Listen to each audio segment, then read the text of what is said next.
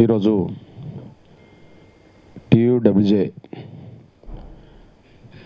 ఆధ్వర్యంలో ఎంఆర్పిఎస్ నాయకత్వాన్ని పిలిచి ఎస్సీ రిజర్వేషన్ల వర్గీకరణ అంశం ప్రస్తుతం ప్రకటించిన వర్గీకరణ అమలు కోసం లక్షల డప్పుల మాదిగల గుండె చప్పులు, కోట్లాది మంది ప్రజల ఆకాంక్షలు అనే అంశం మీద ఒక దేశంలో ప్రపంచంలో ఎక్కడ జరగని ఒక సాంస్కృతిక కార్యక్రమం జరగబోతున్న సమయంలో వాటి వివరాలను సమాజం ముందుంచడం కోసం, సమాజం నుంచి వస్తున్న కొన్ని ప్రశ్నలకు సమాధానం చెప్పడం కోసం ఇక్కడ ఏర్పాటు చేసిన ఈ రౌండ్ టేబుల్, ఈ మీట్ ద ప్రెస్ సమావేశానికి నిర్వహణగా ఉండబడే తమ్ముడు రాష్ట్ర అధ్యక్షులు వీరహతాలి గారికి, నా సోదరులు రాష్ట్ర ప్రధాన కార్యదర్శి కె నారాయణ, సోదరులు ఐజేయు కార్యదర్శి Narender Reddy, TUWJ deputy general secretary తమ్ముడు రాములు, టీయూడబ్ల్యూజే కార్యదర్శి వి యాదగిరి, యూనియన్ కోశాధికారి ఎం వెంకటరెడ్డి, శివశంకర్ గౌడ్, హైదరాబాద్ యూనియన్ అధ్యక్షులు రాజేష్, రాష్ట్ర కార్యవర్గ సభ్యులు, ఇంకా ఈ మీట్ ది ప్రెస్లో పాల్గొన్న వివిధ ప్రింట్ మరియు ఎలక్ట్రానిక్ మీడియా నా సోదరులకు ప్రతి ఒక్కరికి ముందుగా ఉద్యమ నమస్సులు. ఈ కార్యక్రమానికి నన్ను పిలిచి 2 రోజుల క్రితం కేంద్ర ప్రభుత్వం ప్రకటించిన ఏదైతే పద్మశ్రీ అవార్డుకు నియమించారో అది పురస్కరించుకొని మన యూనియన్ ఆధ్వర్యంలో మీ అభిమానాన్ని చాటడానికి ముందుకొచ్చి నాకు శాల్వ కప్పి ఒక బొకే ఇచ్చి మీ అభిమానాన్ని చాటుకున్న మీ అందరికీ ప్రత్యేకంగా మాదిగల పక్షాన, సామాజిక న్యాయం కోరే పక్షాన మీ అందరికీ నేను ధన్యవాదాలు తెలియజేస్తున్నాను. నేను ఇకపోతే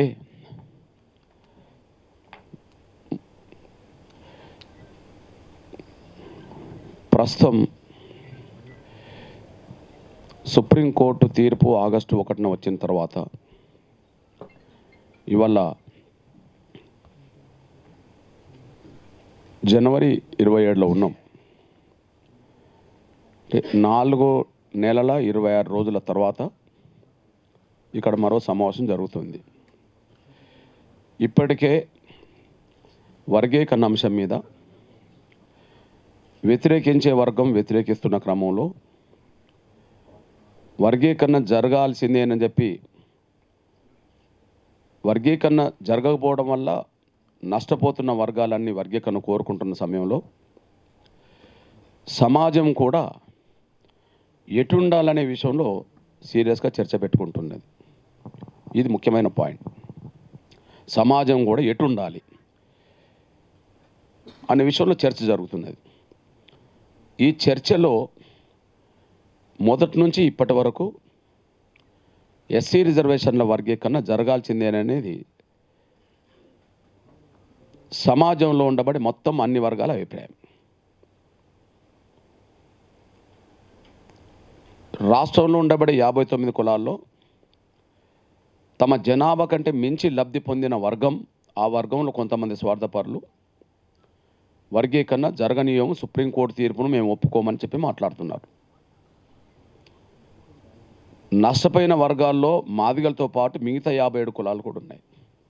అంటే మొత్తం 58 కులాలు. ఆ 58 కులాలు వర్గీకరణ కోరుకుంటున్నాయి. వ్యతిరేకించే వర్గం ఒక వర్గం, ఆ వర్గంలో కొంతమంది స్వార్థపరులు, అది అందరినీ అనలేం. కోరుకుంటున్న వాళ్ళు మాత్రం 58 కులాలు అనే విషయం స్పష్టంగా అర్థమైపోయింది. రెండో విషయం, వర్గీకరణ న్యాయమా కాదనే విషయం ఇప్పటికే తేల్చుకున్నాయి కమిషన్లన్నీ. 65లో వేసిన ప్రధానమంత్రిగా పనిచేసిన స్వర్గీయ లాల్ బహదూర్ శాస్త్రి గారు వేసిన లోకూర్ కమిటీ మొదలుకొని, చంద్రబాబు నాయుడు గారు ప్రభుత్వం వేసిన రామచంద్ర కమిషన్ మొదలుకొని, మన్మోహన్ సింగ్ గవర్నమెంట్ వేసిన ఉషా మేరా కమిషన్ వరకు దేశంలో ఆయా రాష్ట్రాల్లో ఈ సమస్య ఉత్పన్నమైనప్పుడు వాళ్ళు వేసిన కమిషన్లు, పంజాబ్లో గుర్నామ్ సింగ్ కమిషన్, ఉత్తరప్రదేశ్లో హుకుమ్ సింగ్ కమిషన్, కర్ణాటకలో జస్టిస్ సదాశివన్ కమిషన్, తమిళనాడులో జస్టిస్ జనార్దన్ కమిషన్, మహారాష్ట్రలో లహౌజీ సాల్వే కమిషన్. ఈ మధ్య కాలంలో సుప్రీంకోర్టు తీర్పు వచ్చిన తర్వాత హర్యానా ప్రభుత్వం వేసిన ఎస్సీ కమిషన్. ఏ రాష్ట్రంలో ఎస్సీల మీద వర్గీకరణ అవసరమా లేదా అనే విషయం వేసిన ప్రతి కమిషన్ వర్గీకరణకు అనుకూలంగానే సిఫార్సు చేసింది. అంటే టెక్నికల్గా వర్గీకరణ అవసరం అనేది ఇప్పుడు అన్యాయం జరిగిందనే వర్గాలు 58 కులాలు కోరుకుంటున్నాయి. కోరుకుంటున్న దాంట్లో అర్థం ఉన్నది, వాళ్ళకి అన్యాయం జరిగిన మాట వాస్తవమే అని చెప్పి కమిషన్లు చెప్తున్నాయి. సింపుల్ విషయం. మూడోది, ఇప్పుడు అన్యాయం జరిగిన కమిషన్ల నివేదికల్లో స్పష్టంగా కనిపిస్తున్నప్పుడు మెజార్టీ రాజకీయ పార్టీలు వర్గీకరణ సపోర్ట్ ఇక్కడనైతే ఏకగ్రీవం. ఉమ్మడి ఆంధ్రప్రదేశ్లో ఎస్సీ వర్గీకరణ అంశం మీద 3 సార్లు అసెంబ్లీ తీర్మానం జరిగింది ఏకగ్రీవంగా. మెజార్టీ తీర్మానాలు కావు, ఏకగ్రీవ తీర్మానాలు. అందులో మాల ఎమ్మెల్యేలు కూడా ఉన్నట్టే కదా. కాంగ్రెస్ పార్టీలో ఉన్నా, బీఆర్ఎస్లో ఉన్నా, ఇంకోటి ఉన్నప్పుడు టీడీపీ గవర్నమెంట్లో ఉమ్మడి ఆంధ్రప్రదేశ్లో ఎస్సీ వర్గీకరణ తీర్మానం జరిగింది, ఏకగ్రీవమే కదా. మరి టీడీపీలో ఎమ్మెల్యేలు మాలలు లేరా, మంత్రులు లేరా? ఉన్నారు. ఏనాడు వ్యతిరేకించాలి. రెండోది, స్వర్గీయ వైఎస్ రాజశేఖర గారి హయాంలో ఉమ్మడి ఆంధ్రప్రదేశ్లో మళ్ళీ అసెంబ్లీ తీర్మానం జరిగింది, ఏకగ్రీవమే. పోనీ మన తెలంగాణ రాష్ట్రంలో 2014లో గౌరవ కేసీఆర్ గారు ముఖ్యమంత్రి ఉన్న కాలంలో ఎస్సీ వర్గీకరణకు తీర్మానం జరిగింది, ఏకగ్రీవమే. అవును, టీఆర్ఎస్లో మాల ఎమ్మెల్యేలు, కాంగ్రెస్లో మాల ఎమ్మెల్యేలు, టీడీపీలో మాల ఎమ్మెల్యేలు, ఏ పార్టీలో ఉన్నా మాల ఎమ్మెల్యేలు కూడా వర్గీకరణ సపోర్ట్ చేశారు. మెజార్టీ పార్టీల అభిప్రాయం కాదు, అన్ని పార్టీల అభిప్రాయం వర్గీకరణకు అనుకూలంగా ఉన్నది. నాలుగోది, ఈ రాష్ట్రానికి ప్రాతినిధ్యం లేని రాజకీయ పార్టీలు బయట ఉన్నాయనుకుందాం. ఇక్కడ జేడీఎస్ లేదు, జేడీఎస్ సమర్థించింది. డిఎంకే ఇక్కడ లేదు, డిఎంకే అక్కడ అమలు చేస్తుంది. ఆప్ ఇక్కడ లేదు, ఆప్ పంజాబ్లో అమలు చేస్తున్నది. ఎన్సీపీ ఇక్కడ లేదు, ఎన్సీపీ శరద్ పవార్ గారు సపోర్ట్ చేశారు. శివసేన ఇక్కడ లేదు, శివసేన లేఖ రాసింది. అస్సాం గణ పరిషత్ ఇక్కడ లేదు, అకాలీదళ్ ఇక్కడ లేదు, వాళ్ళు లేఖలు రాశారు. లల్లు ప్రసాద్ పార్టీ ఇక్కడ లేదు, లల్లు ప్రసాద్ లేఖ రాశాడు. అంటే దేశవ్యాప్తంగా ఇక్కడ మన ఉమ్మడి ఆంధ్రప్రదేశ్లో కానీ లేదా తెలంగాణ రాష్ట్రంలో కానీ ప్రాతినిధ్యం కూడా చట్టసభలో లేని పార్టీలు కూడా ఇక్కడనో వన్ సైడ్, దేశంలో మెజారిటీ రాజకీయ పార్టీల అయిపోయిన వన్ సైడ్ ఉన్నది. నాలుగోది, ఈ దేశంలో మొదటి పౌరులు ఎవరంటే రాష్ట్రపతి అంటాం. ఈ దేశంలో మొదటి పౌరుడు అంటే రాష్ట్రపతి అంటాం. ఎస్సీ వర్గీకరణ మీద రాష్ట్రపతి అభిప్రాయం కూడా కోరింది రాష్ట్ర ప్రభుత్వం 99లో. ఎస్సీ వర్గీకరణ మీద రాష్ట్రపతి అభిప్రాయం కోరింది. రాష్ట్రపతి మళ్ళీ దళితుడై ఉండి కాంగ్రెస్ కేఆర్ నారాయణ గారు ఎస్సీ వర్గీకరణ జరగాల్సిందే, రాష్ట్రాలు చేసుకోవచ్చని నిర్దిష్టమైన అభిప్రాయం వ్యక్తం చేసిండు డిసెంబర్ 2, 1999లో. రాష్ట్రపతి వ్యక్తం చేసిన తర్వాతనే ఎస్సీ వర్గీకరణ ఇక్కడ 4 ఏళ్ళు అమలు జరిగింది. అంటే దేశ ప్రథమ పౌరులు వర్గీకరణ సపోర్ట్ చేశారు. ఓకే, యూపీఏ గవర్నమెంట్ ఉన్నప్పుడు ఎస్సీ వర్గీకరణ మీద ఒక కమిషన్ పడ్డది. ఎందుకు వేస్తారు కమిషన్? అన్యాయం జరిగిన వర్గాలకు న్యాయం జరగాలని కోసం కమిషన్ వేశారు. మరి అప్పుడు ఎవరు? మన్మోహన్ సింగ్ గారు ప్రధానమంత్రి. పోనీ ఇప్పటి ప్రధానమంత్రి ఎన్డీఏకి సంబంధించిన బీజేపీకి సంబంధించిన ఇప్పటి ప్రధానమంత్రి గౌరవం నరేంద్ర మోడీ గారు మాదిగల మీటింగ్కే వచ్చి ఎస్సీ వర్గీకరణ న్యాయమే మీకు అండగా నిలబడతాము. సుప్రీంకోర్టులో ఈ కేసు పెండింగ్లు ఉన్నది కాబట్టి కేంద్ర ప్రభుత్వం సుప్రీంకోర్టుకు ఎస్సీ వర్గీకరణకు అనుకూలంగా అఫిడవిట్ ఇస్తుంది. మా తరపున మీకు న్యాయం చేయడానికి సుప్రీంకోర్టుకు మేము చెప్పాల్సింది చెప్తాం. మా న్యాయ వ్యవస్థ అంతా వర్గీకరణకు అనుకూలంగా అక్కడ పనిచేస్తామని చెప్పాడు. ఆ పని చేశారు. అంటే ఎస్సీ వర్గీకరణ అంశం కేంద్రం పరిధిలోకి వెళ్ళిన కాడ నుంచి అటు యూపీఏ గవర్నమెంట్కు నాయకత్వం వహించిన ప్రధానమంత్రి ఒప్పుకున్నట్టే, ఎన్డీఏ ప్రభుత్వానికి నాయకత్వం వహిస్తున్న నరేంద్ర మోడీ గారు ఒప్పుకున్నారు. అంటే ప్రధానమంత్రులు వర్గీకరణకు అనుకూలమే. ఇకపోతే ఈ దేశంలో అత్యున్నత న్యాయ వ్యవస్థ సుప్రీంకోర్టు. సుప్రీంకోర్టుకు బాస్ చీఫ్ జస్టిస్. 2004లో 5 జడ్జీలు ఇచ్చిన స్టేట్కు పవర్ లేదనే తీర్పు అది సరికాదు. ఆర్టికల్ 341 క్లాజ్ 1 క్లాజ్ 2కు వర్గీకరణకు సంబంధం లేదు. ఒక కులాన్ని చేర్చాలన్నా ఒక కులాన్ని తొలగించాలన్నా అది ఆర్టికల్ 341 1 2కు వర్తిస్తుంది. కానీ రాష్ట్ర ప్రభుత్వాలు ఇచ్చే రిజర్వేషన్లు ఎవరికి అన్యాయం జరిగినా సరి చేసుకునే అధికారం ఆర్టికల్ 15, 16 ప్రకారంగా 14, 15, 16 ప్రకారంగా రాష్ట్రాలకి ఏమున్నదని చెప్పి నిర్దిష్టమైన తీర్పు చెప్పింది. అంటే అత్యున్నత న్యాయ వ్యవస్థ వర్గీకరణ సపోర్ట్ చేసింది.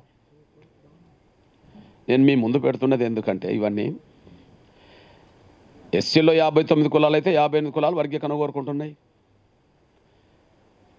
కమిషన్లన్నీ వర్గీకరణ సపోర్ట్ చేసినాయి.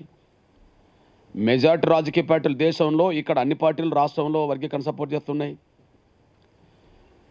రాష్ట్రపతులు వర్గీకరణ సపోర్ట్ చేశారు, ప్రధానమంత్రులు వర్గీకరణ సపోర్ట్ చేశారు, కోర్టు వర్గీకరణ సపోర్ట్ చేసింది. నేను అడుగుతున్నది ఏంటంటే టీయూడబ్ల్యూజే ఎటువైపు ఉన్నదే అని.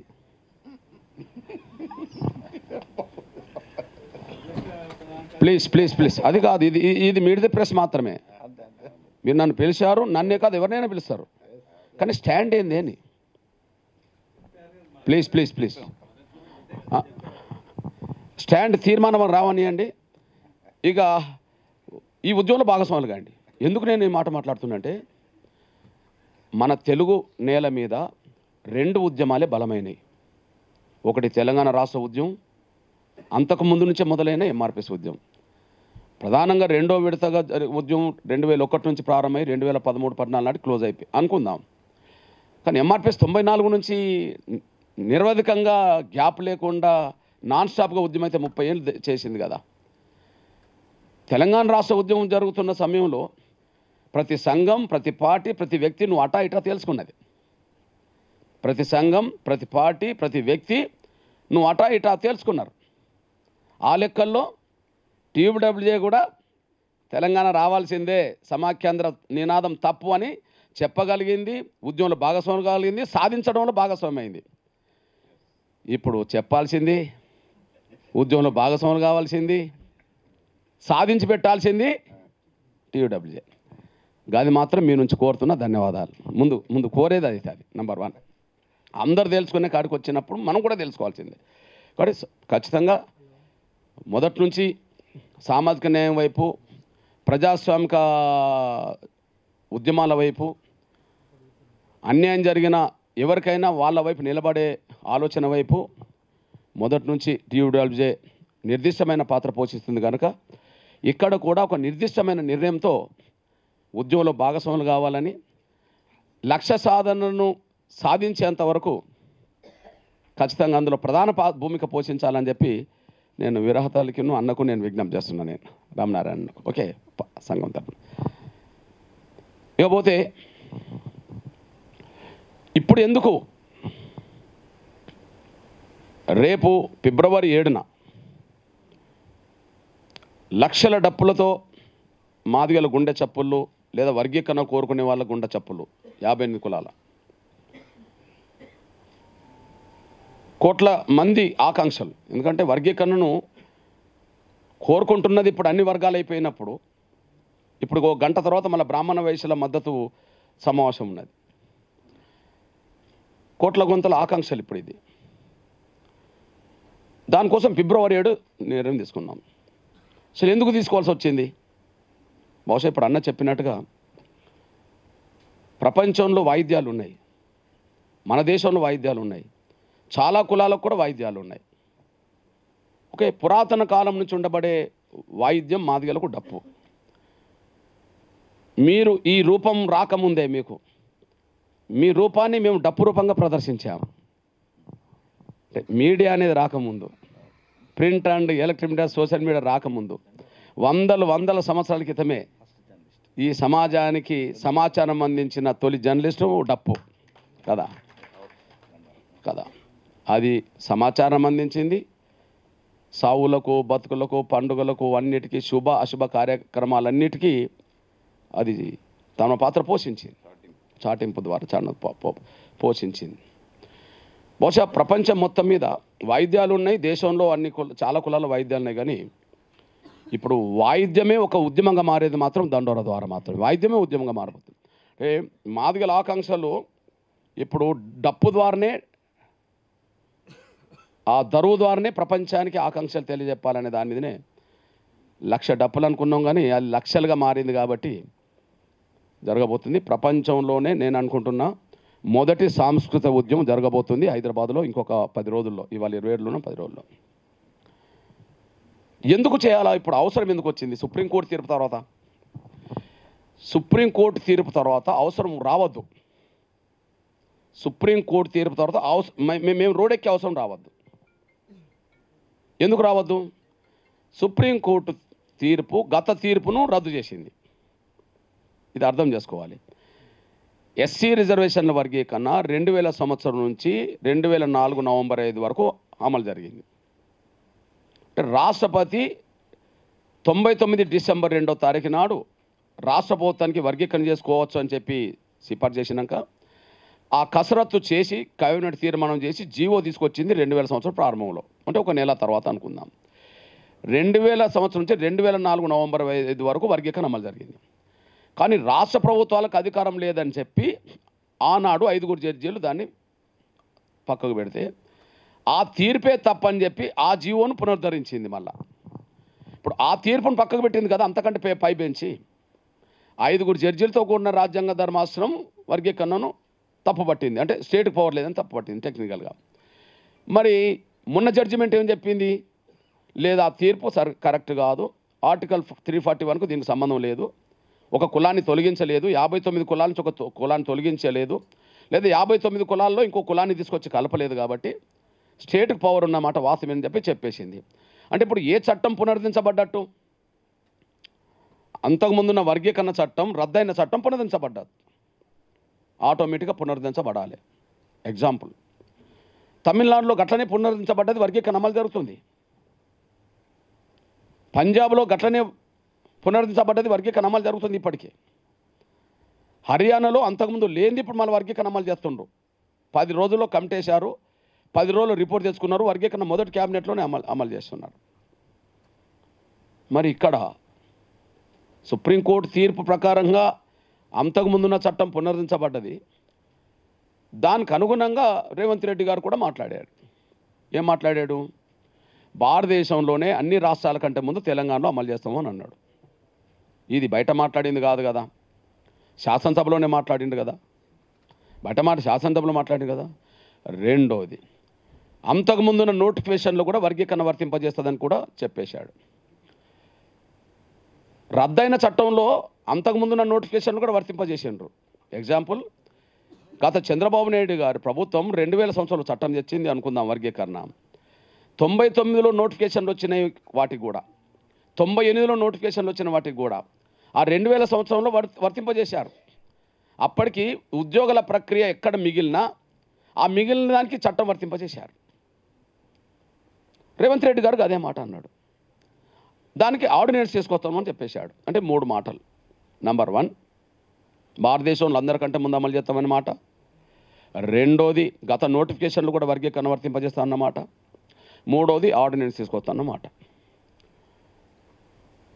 ఈ 3 మాటలకు కట్టుబడి ఉంటే మళ్ళీ మేము రోడ్ ఎక్కాల్సిన అవసరం వచ్చేది కాదు. ఈ 3 మాటలకు కట్టుబడి ఉంటే మేము రోడ్ ఎక్కాల్సిన అవసరం లేదు. కానీ వ్యక్తిగతంగా రేవంత్ రెడ్డి గారు వర్గీకరణకు అనుకూలం. ఇది 100% సాక్ష్యం. మేము ఢిల్లీలో మీటింగ్ పెట్టినా వర్గీకరణ మీటింగ్లో పాల్గొన్నాడు. మేము ఢిల్లీలో జంతర్ మంతర్ వద్ద ధర్నా చేస్తే ధర్నాలో పాల్గొన్నాడు. మేము హైదరాబాద్లో ధర్మయుద్ధ సభ పెడితే హైదరాబాద్ ధర్మయుద్ధ సభలో కూడా పాల్గొన్నాడు. ఎక్కడికి వచ్చినా వర్గీకరణ జరగాల్సిందే అని చెప్పి మాట్లాడాడు. అట్లాంటి సీఎం, అట్లాంటి వ్యక్తే సీఎం అయిండు. సీఎం అయిన వెంటనే తను అసెంబ్లీలో మాట్లాడిండు. భారతదేశంలో సుప్రీంకోర్టు తీర్పు మీద శాసనసభలో మొట్టమొదటి స్పందించింది కూడా రేవంత్ రెడ్డి గారు. ఏ ముఖ్యమంత్రి స్పందించకముందు ముఖ్యంగా శాసనసభలో స్పందించాడు. మరి ఉద్యమ కాలంలో ఆయన ముఖ్యమంత్రి కాకముందు మాకు అండగా ఉన్న వ్యక్తి, ముఖ్యమంత్రి అయి అందరికంటే ముందు హామీ ఇచ్చిన వ్యక్తి అమలు చేస్తాడని ఎదురు చూస్తాం కదా. అట్లా మేము 2.5 నెలలు ఎదురు చూసాం. ఒక్క స్టేట్మెంట్ కూడా ఆయనకు వ్యతిరేకమే ఇవ్వలే. ఆశతో ఎదురు చూసాం. ఎందుకంటే గతంలో ఉద్యమంలో పాల్గొన్నాడు, అదే సమయంలో అందరికంటే ముందు చేస్తా అన్నాడు కాబట్టి ఆయనకు టైం ఇచ్చి తెచ్చుకుందాంలే అని చెప్పి అనుకున్నాం. కానీ అక్కడనే ఆయనను బ్రేక్లు వేశారు. రేవంత్ రెడ్డి గారు మరింత ముందుకెళ్లకుండా, స్పీడ్గా ముందుకెళ్లకుండా బ్రేక్లు వేశారు. ఆయన అన్న మాటకు విరుద్ధంగా కొంత మాలలు ఒత్తిడి తీసుకొచ్చేశారు. ఎగ్జాంపుల్, అందరికంటే ముందు అమలు చేస్తామన్న వెంటనే కాంగ్రెస్ పార్టీలో ఇప్పుడు 2 కుటుంబాలు బలంగా ఉన్నాయి. ఒకటి మల్లు కుటుంబం, 2 వెంకటస్వామి కుటుంబం.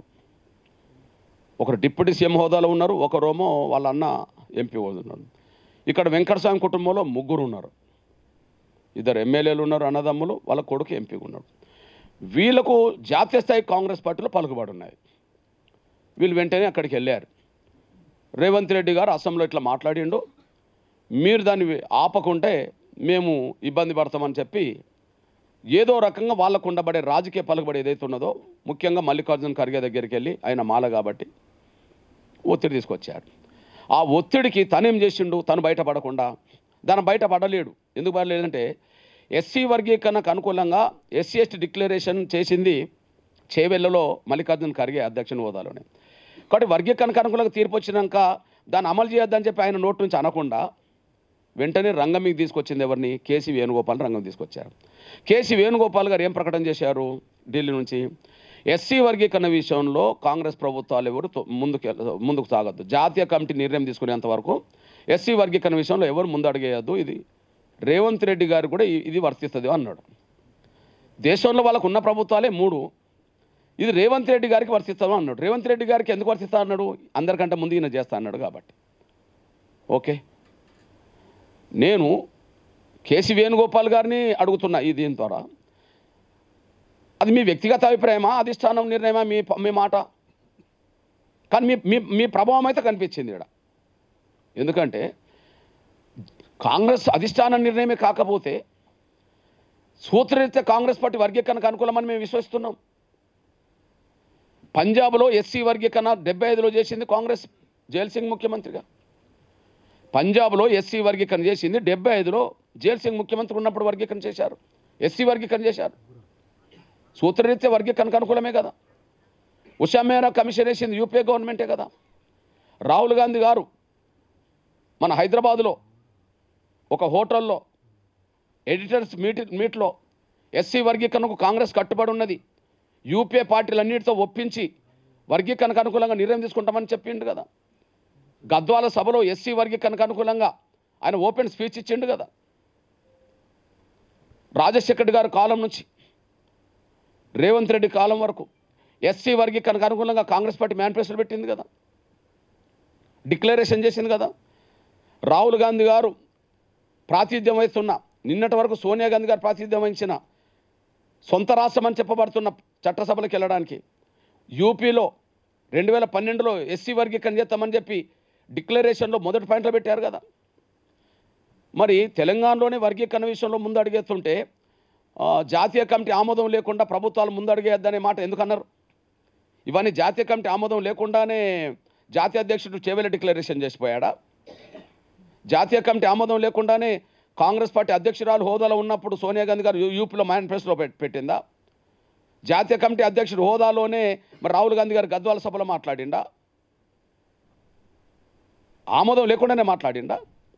అంటే ఏదో రకంగా ఎస్సీ వర్గీకరణ అంశాన్ని జాప్యం చేసి, ఆ జాప్యం జరిగినంత కాలం అందరికీ దక్కాల్సిన అవకాశాలు వాళ్ళు కొల్లగొట్టాలని ఒక కుట్ర చేస్తే, ఆ కుట్రలో ఈయన తలొగ్గి అసెంబ్లీలో వచ్చిన మాటకు విరుద్ధంగా ఆయన రేవంత్ రెడ్డి గారు పాలన కొనసాగిస్తున్నాడు. దానికి సాక్ష్యం ఏంటిది? మీ అందరూ తెలుసు. ముందు ఒక కమిటీ అన్నాడు, మేము కమిటీని స్వాగతించాంగా. ఏది ఉత్తమ్ కుమార్ రెడ్డి గారి నాయకత్వంలో కమిటీ అన్నాడు, మేము కమిటీని స్వాగతించాం కదా. కమిటీ ఉండంగా మళ్ళీ కమిషన్ వేశారు కదా. పోనీ కమిషన్ కూడా మేము వ్యతిరేకించలేదు కదా. టెక్నికల్ ఏ ఇబ్బందులు రాకుండా అనే పేరుతో, టెక్నికల్గా భవిష్యత్తులో ఎలాంటి న్యాయపరమైన చిక్కులు రాకుండా అనే పేరుతో మీరు మళ్ళీ కమిషన్ వేశారు కదా రిటైర్డ్ జడ్జితో. మేము స్వాగతించాం కదా. మరి కమిటీ వేసి కమిషన్ వేసి ఆ రిపోర్ట్ రాకముందే మీరు ఇచ్చిన మాటకు విరుద్ధంగా ఎట్లా ఉద్యోగాలు భర్తీ చేస్తుండ్రు? మీరు ఏ మాట ఇచ్చారు?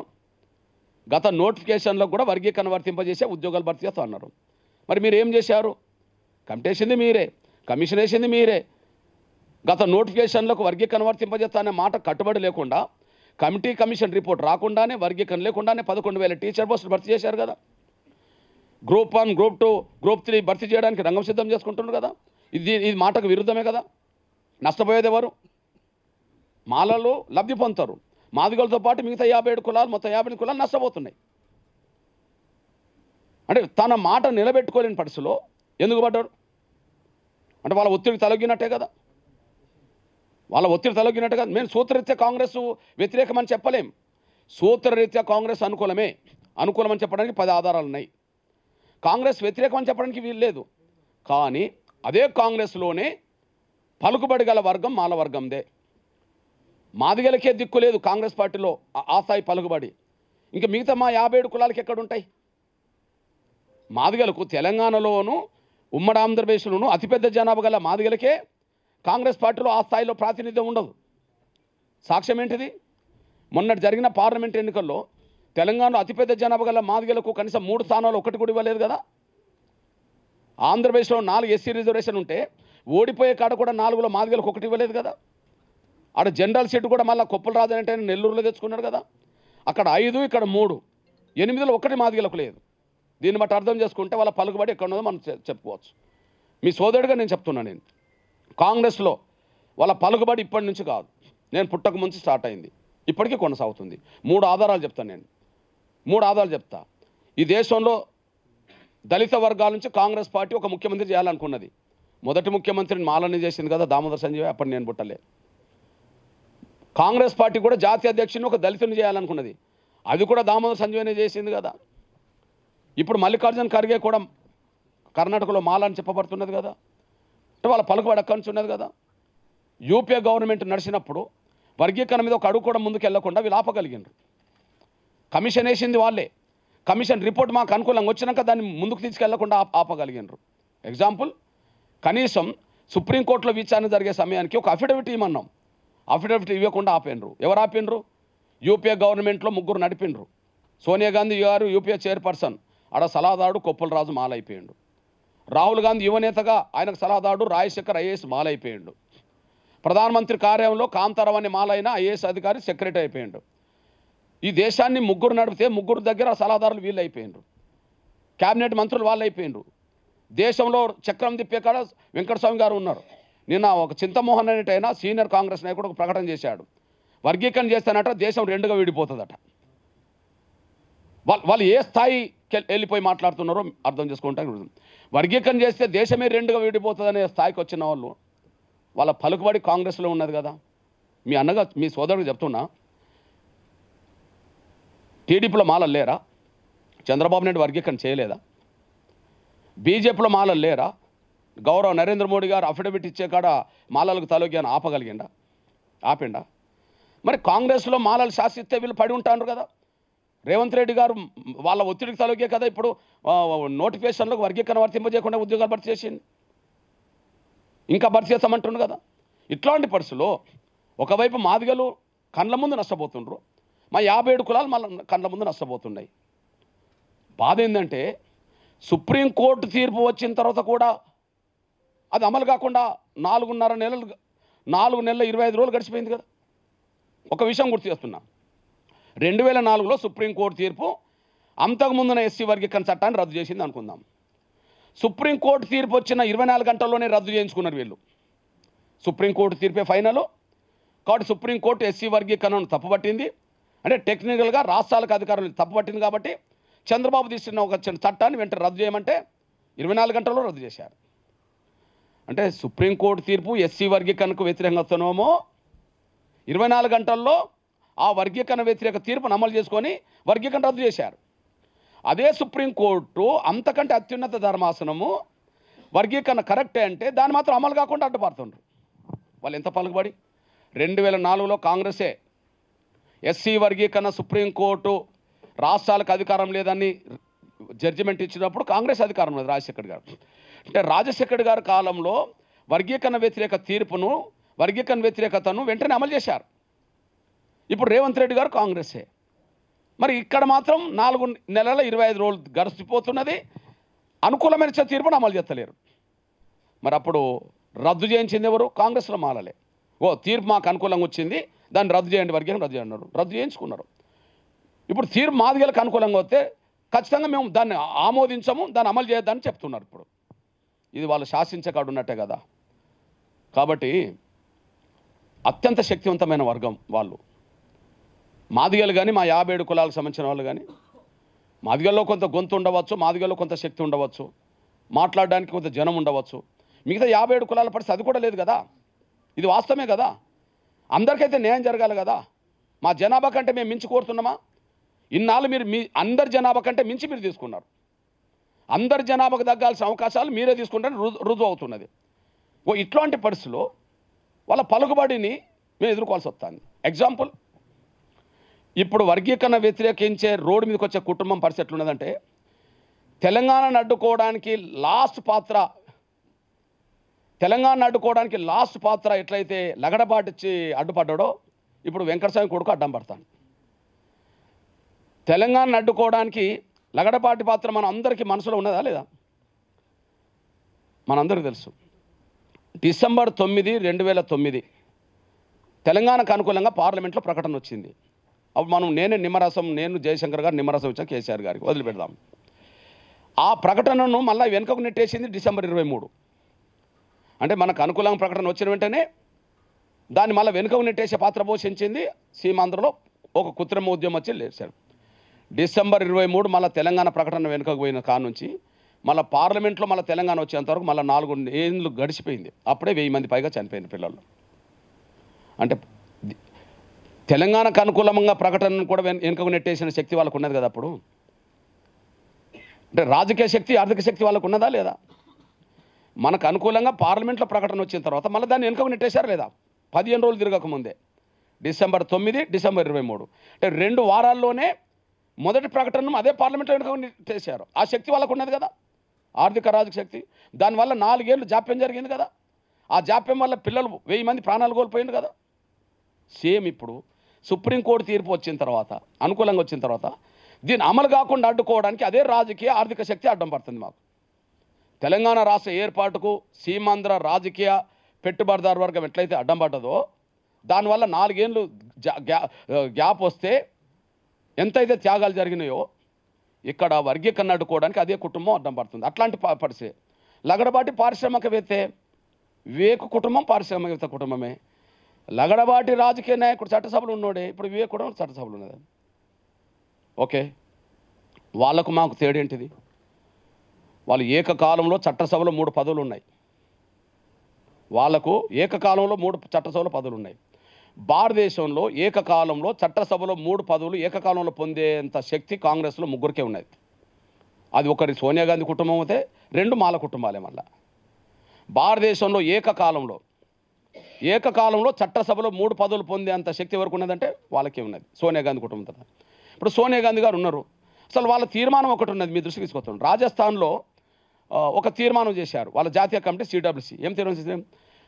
కాంగ్రెస్ పార్టీలో ఒక కుటుంబంలో ఒకరికే చట్టసభలో 10 ఉండాలి అని చెప్పి దాన్ని వాళ్ళే ఉల్లంఘించిండ్రు. వాళ్ళ కుటుంబం కోసం అనుకుందాం. సోనియా గాంధీ రాజ్యసభ సభ్యురాలు, రాహుల్ గాంధీ లోక్సభ సభ్యుడు, ప్రియాంక గాంధీ లోక్సభ సభ్యురాలు. వాళ్ళ తీర్మానం ఏంటిది? వాళ్ళ తీర్మానం ఒక కుటుంబంలో ఒకరికే 10. జరిగింది ఏంటిది? అది మాకు వర్తించదని వాళ్ళు చెప్పుకున్నారు. అందరికి వర్తించాలి కానీ మాకు కాదని చెప్పుకున్నారు. 3 తెచ్చుకున్నారు. ఆ తర్వాత మళ్ళీ అట్లా ఏకకాలంలో 3 పదవులు పొందేంత శక్తి మళ్ళీ దేశంలో కాంగ్రెస్లో మాలలకే ఉన్నది. ఇప్పుడు మల్లికార్జున ఖర్గే కాంగ్రెస్ పార్టీ అధ్యక్షుడే కాదు జాతీయ స్థాయికి, ఆయన రాజ్యసభ ప్రతిపక్ష నాయకుడు.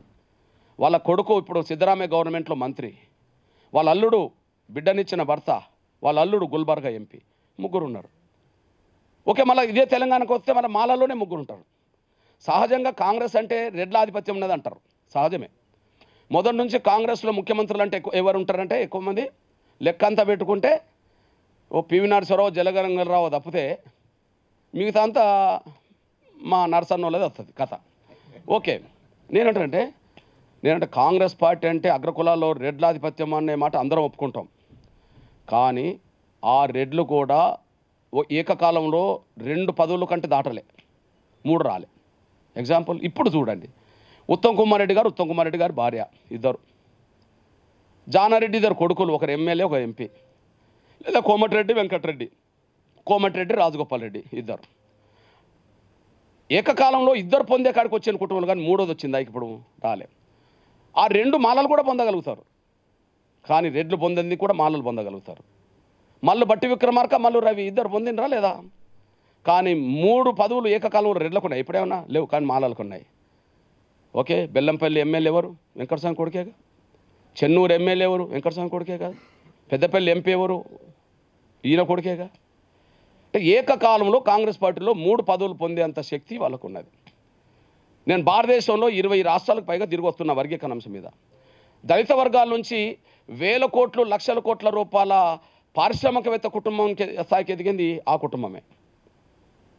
వాళ్ళకు తెలంగాణలో వ్యాపారాలనే భూములు ఉన్నాయి, ఆంధ్రప్రదేశ్లో వ్యాపారాలనే భూములు ఉన్నాయి, దక్షిణాదిలో ఉన్నాయి, దేశంలో ఉన్నాయి, ప్రపంచ దేశాల్లో చాలా దేశాల్లో వాళ్ళకు వ్యాపార సంస్థలు ఉన్నాయి. అంటే ఒక దళిత కుటుంబం 1,00,000 కోట్లకు పైగా ఎదిగిన కుటుంబం ఏదైనా ఉంటే వ్యాపార సంస్థలు ఉన్న కుటుంబం ఆ కుటుంబమే.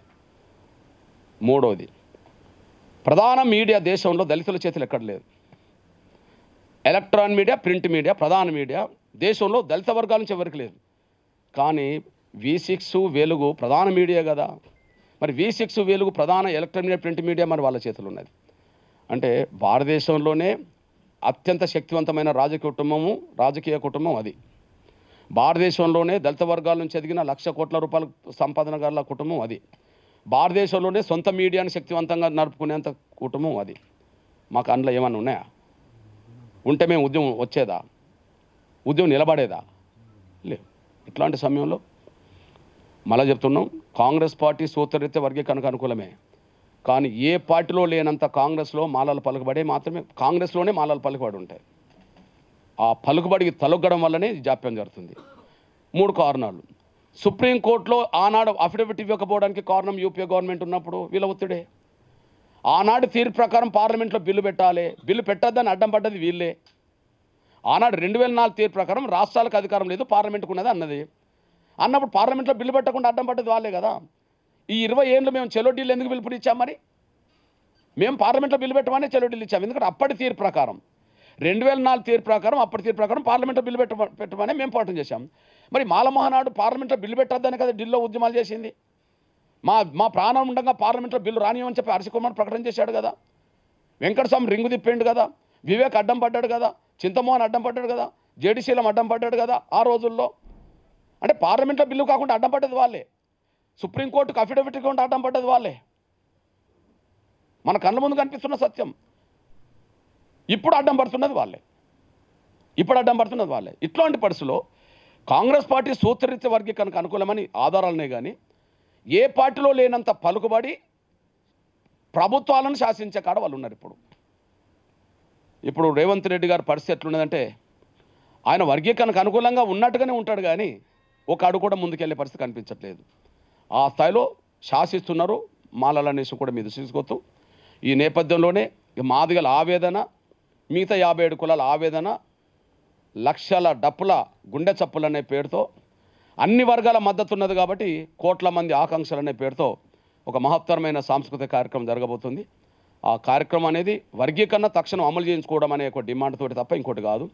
పోరాటం చేసి సాధించింది కూడా అమలు కాకుండా అడ్డం పడతాండ్రు. మళ్ళీ చెప్తున్నా, 2004లో వర్గీకరణ రద్దు అయినప్పుడు నవంబర్ 5 రద్దు అవుతే వెంటనే రద్దు చేయమని డిమాండ్ చేశారు. ఇప్పుడు 2024లో వర్గీకరణకు అనుకూల తీర్పు వస్తే దాన్ని అమలు చేద్దని అంటాను. ఆనాటి తీర్పును 24 గంటలు అమలు చేయించుకున్నారు. ఈనాటి తీర్పును 4 నెలలు గడిచినా అమలు చేద్దాన్ని ఒత్తిడి పెడుతున్నారు. ఎంత తొండేట, మన గ్రామాల్లో తొండేట అంటారు ఇదంతా కదా. అప్పుడేమో పార్లమెంట్లో బిల్లు పెట్టమని మేము పోతే బిల్లు పెట్టద్దని అన్నారు. ఇప్పుడు సుప్రీంకోర్టు తీర్పు స్టేట్కే పవర్ అనేది పార్లమెంట్కి సంబంధం లేదంటున్నారు. ఇప్పుడు పార్లమెంట్ అయిపోయేదాం అంటారు. మళ్ళీ అడ్డం పడేది వాళ్ళే, అడ్డుకునేది వాళ్ళే. కాబట్టి దీన్ని దృష్టి పెట్టుకొని నేను నా మాల సోదరులకు అప్పీల్ చేస్తున్నా. అడ్డుకునేటోళ్ళను వాళ్ళ దగ్గర మేము ఏనాడు రాజుపడం. అడ్డుకుంటామని ఎంతమంది పలుకుబడి ఉన్న వాళ్ళు మాట్లాడినా మేము ఎదుర్కొంటాం. ఎందుకు ఎదుర్కోవాలంటే ధర్మం మా వైపు ఉన్నది. వాళ్ళకు ఆర్థిక పలుకుబడి, రాజకీయ పలుకుబడి, మీడియా వాళ్ళకు ఉంటే ఉండవచ్చు. ధర్మం ఇటువైపు ఉన్నది, సమాజం ఇటువైపు ఉన్నది. తెలంగాణ అడ్డుకోవడానికి సీమాంధ్ర భూస్వామ్య పెట్టుబడిదారు వర్గం, రాజకీయ పలుకుబడిదారు వర్గం అడ్డం పడే ప్రయత్నం చేసింది. అంతిమంగా తెలంగాణ ఆపిందా? వర్గీకరణ రేపు ఆపుతారా? కాకపోతే ఈలోపు జరిగే నష్టం జరుగుతుంది. ఆనాడు ఆపడం వల్ల ప్రాణాలు పోయినాయి, ఈనాడు ఆపుతుంటే మా ఉద్యోగాలు పోతున్నాయి. అంతే. ఆనాడు మన ప్రాణాలు పోయినాయి. ఒక 4 ఏళ్ళు ఆపితే 4 ఏళ్ళలో కదా ఎక్కువ మంది చనిపోయింది. ఇప్పుడు ఈ 4 నెలల్లో మా ఉద్యోగులు పోతలేవు. ఆనాడు ప్రాణాలు ఎందుకు పోయినాయి? ఇక తెలంగాణ రాదేమోనని చెప్పి డౌట్ పడ్డ ప్రతిసారి, ఆత్మస్థైర్యం కోల్పోయిన ప్రతిసారి పిల్లలు ఆత్మహత్యలు చేసుకున్నారు. కానీ ఇక్కడ ఎంఆర్పిఎస్ ఉద్యమంలో ఒక జరిగింది ఏంటంటే, ఎన్ని అడ్డంకులు వచ్చినా మేము ఇప్పుడు ఆత్మస్థైర్యం కోల్పోలేదు కాబట్టి ఆత్మహత్యలోకి వెళ్ళలే. మేము ఆనాడు అడ్డం పడ్డ ప్రతిసారి ఆవేదన పెరిగిన యువతలో నిరాశ నిస్పృహలు వచ్చిన సందర్భంలో ఇక రాదేమోనని చెప్పి ఆవేదన పెరిగి ఆత్మహత్యలు చేసుకున్నారు. కానీ ఇక్కడ ఆకాంక్షను ఉన్నదే కానీ మేము ఎప్పుడు కూడా నిరాశ నిస్పృహలోకి వెళ్ళలేదు కాబట్టి, ఆత్మస్థైర్యం కోల్పోలేదు కాబట్టి ఇక్కడ ఆత్మహత్యల వైపు ఎంఆర్పిఎస్ ఉద్యమం మా కార్యకర్తలు ఎక్కడ మేము పోనీయలేదు. ఇది మీ కన్న ముందు సత్యం. ఆత్మస్థైర్యంతో ఉద్యమం నడుస్తున్న పరిస్థితి కనిపిస్తున్నది. కానీ మా ఉద్యోగాలు పోతున్నాయి కదా. ఆనాడు ప్రాణాలు పోయినాయి, ఈనాడు ఉద్యోగాలు పోతున్నాయి. ఇప్పుడు 11,000 టీచర్ పోస్టులో 1,650 టీచర్ పోస్టులు ఎస్సీలు ఉన్నాయి. అందులో 70-75% మిగిలిన 58 మాదిగలతో పాటు 57 కులాలకు రావాలి. వాళ్ళకి 25% రావాలి. 25% రావాల్సిన వాళ్ళు 75% తీసుకున్నారుగా మొన్న టీచర్ పోస్టుల భర్తీ కాడ. అంటే అర్థమైంది, అందరు అవకాశాలు వాళ్ళు కొల్లగొట్టినట్టే కదా. అంటే మా ప్రాణాలు పోతలేవు, పోడగొట్టుకోము మేము. ఎందుకంటే మేము ఆత్మస్థైర్యం కోల్పోతే కదా ఆత్మహత్యల వైపు వెళ్ళేది. మేము అది లేం. కానీ ఉద్యోగాలు పోతున్నాయి మా కళ్ళ ముందే. సుప్రీంకోర్టు తీర్పు అనుకూలంగా వచ్చిన తర్వాత కూడా మా ఉద్యోగాలు పోతుంటే మేము చూస్తూ ఊరుకోలేము కదా. ఆ చూస్తూ ఊరుకోలేమని చెప్పి మేము అన్న రోడ్లెక్కి వేరే తిరుగు చేస్తున్నామా? మీరు చూడండి, ఇప్పుడు మొన్న పరేడ్ గ్రౌండ్లో ఏం మీటింగ్ పెట్టిండ్రు? ఆ మీటింగ్ పేరేంటిది? మాలల సింహగర్జన. మరి సింహాల మధ్యలో మేము అది జింకలు అనుకుందాం. ఇంకా సింహాల మధ్యలో జింకలు ఎట్లా కలిసి ఉంటాయి? ఇప్పుడు ఐక్యత అంటాండ్రు, మళ్ళీ వాళ్ళే సింహాలు అంటాండ్రు. ఇక సింహాలనే మాలలతో జింకలనే మాదిగలు మిగతా 57 కులాలు ఎట్లా కలిసి ఉంటాయి, ఎట్లా బతుకుతాయి? నంబర్ 1. డప్పు ప్రమాదమా, బర్షల్ ప్రమాదమా? డప్పు ఒక విలేకరు పాత్ర పోషించింది సమాజానికి. డప్పు ఆనంద గడియల్లోనూ బాధాకరమైన గడియల్లోనూ డప్పు తమ పాత్ర పోషించింది, సమాజానికి సేవ చేసింది. మేము డప్పుతో మా ఆవేదన చాటాలనుకుంటున్నాం. కానీ వాళ్ళు ఒక మీటింగ్ పెట్టడానికి ఇంకో పేరు పెట్టిండ్రు, 1,00,000 బరిసెలు 1,00,000 కర్రలు అని. 1,00,000 బరిసెలు 1,00,000 కర్రలు అని చెప్పి మా ఆకాంక్ష చాటడానికి మా గొంతు సరిపోతలేదు, మా డప్పు ద్వారానన్నా ప్రపంచానికి ఆవేదన చాటాలని చెప్పి సమాజానికి ఉపయోగపడే డప్పునే మళ్ళీ ఉద్యమానికి మలుస్తున్నాం. కానీ వాళ్ళకి ఇక ఎవరి మద్దతు లేదు కాబట్టి ఇక కర్రలను బాకులు తీసుకొస్తామని వాళ్ళు అంటారు. వాళ్ళకి మద్దతు ఎవరు లేరు. ఎట్లాగో అంటే విచక్షణ కోల్పోతుండ్రు వాళ్ళు. మేము విచక్షణ నిన్నడు కోల్పోలేము. నా పాత్రికా మిత్రులారా, ఒక్కసారి చూడండి, ఎప్పుడన్నా ఈ 30 ఏళ్ళలో అసలు అన్యాయం గురైంది మేమే కదా. ఆవేదన మాకే ఉన్నది కదా, సాధించుకునే పట్టుదల మాకే ఉన్నది కదా. ఎప్పుడన్నా వేదికల మీద తొడలు కొట్టామా? వాళ్ళు తొడలు కొడుతుండ్రు కదా. ఎప్పుడన్నా మీసాలు దువ్వామా? వాళ్ళు మీసాలు దూతుండ్రు కదా. వర్గీకరణ అడ్డుకునేటోళ్ళని తొక్కుకుంటా పోతామని ఎప్పుడన్నా అన్నమా? కానీ వర్గీకరణ అడుగుతే తొక్కుకుంటా పోతామని వాళ్ళు అంటారు కదా. మొన్న గోదావరిఖండ్లో ఒక మాల మహానాడు జాతీయ నాయకుడు అనే పేరుతో మందకృష్ణను త్వరలోనే రాళ్లతో కొట్టి చంపి రోజు దగ్గరకు వస్తుందని చెప్పి ప్రకటన చేశాడు కదా. అక్కడక్కడ కేసులు పడుతున్నాయి కదా. అంటే వాళ్ళు ఎటువైపోతారు? విచక్షణ కోల్పోతా అంటారు. విచక్షణ కోల్పోయి మీసాలు దూతుండ్రు, తొడలు కొడుతుండ్రు, తొక్కుకుంటా పోతాం అంటారు, అవసరంటే చంపుతామంటారు. ఇక ఉద్యమాన్ని నిలబెట్టాల్సింది, కాపాడాల్సింది, దాన్ని విజయం వైపు నడిపించి మాదిగా మా 57 కులాల బిడ్డలకు భవిష్యత్తునివ్వాల్సింది టీయూడబ్ల్యూజే అనే విషయం కూడా మీద తీసుకుంటున్నాను. దానికి ఆ పాత్ర పోషించాలని కోరుతున్నా. ధన్యవాదాలు. థ్యాంక్ యూ అన్నగారు. ఇప్పుడు చాలా స్పష్టంగా వారి ఉద్యమ కార్యాచరణని కృష్ణన్న మీకు వివరించారు. ఎక్కడ బహుశా ఎలాంటి సందేహం కూడా మిగిల్చలే. ఏదైనా క్వశ్చన్ అడుగుదామని ఇప్పుడు ఏం అడగాలనే సందిగ్ధంలో మా వాళ్ళు ఉన్నారు. ఎంఆర్పిఎస్ ఉద్యమం కొంచెం ఊపందుకుంది. మందకృష్ణ మాదిగ నిర్వహిస్తున్న ఉద్యమానికి బాగా ఆదరణ పెరుగుతుంది అనడానికి ఈ 3 నెలలలో మేము గమనించింది ఏంటంటే, గత మీట్ ద ప్రెస్లో 4 కెమెరాలు 30 మంది జర్నలిస్టులు వచ్చారు. ఇవాళ 22 కెమెరాలు 45 మంది జర్నలిస్టులు హాజరయ్యారు ఈ మీటింగ్కి. అంటే వారికి ఈ ఉద్యమం కూడా ఆ స్థాయిలో వెళ్తున్నందునే వాళ్ళ మీడియా కూడా వారి వెనుక ఉందనడానికి వాళ్ళకి మీట్ ద ప్రెస్ నిదర్శనంగా మేము భావిస్తున్నాం. ఇప్పుడు క్వశ్చన్ ఆన్సర్కి మనము స్టార్ట్ చేద్దాం. ముందుగా మీకు మైక్ ఇస్తారు. మీ పేరు చెప్పి, మీ ఆర్గనైజేషన్ పేరు చెప్పి స్టార్ట్ చేయాలని విజ్ఞప్తి. దయచేసి కొంతమంది మిత్రులు మాటకు ఫోన్లు తీస్తున్నారు, ఆ కెమెరాలకు అడ్డంగా పోతున్నారు. వాళ్ళందరూ లైవ్లు పెట్టుకున్నారు మీడియా వాళ్ళు. ఎన్నిసార్లు చెప్పినా కానీ ఫోన్ రాగానే మీరు ఫోన్లు పని చేయండి కొద్దిసేపు. లేదు అంటే బయటికి వెళ్ళి అక్కడ నిలబడండి, అక్కడ నుండి గమనించండి. కెమెరాలకు అడ్డం మాత్రం పోకండి. మైక్ అక్కడ కింది వంశీ, నువ్వు అక్కడ మైక్ తీసుకో. అక్కడ వాళ్ళ ఆ డోర్ పెట్టేసే వంశీ, ఆ డోర్ పెట్టేవాను పైకి వెళ్ళి.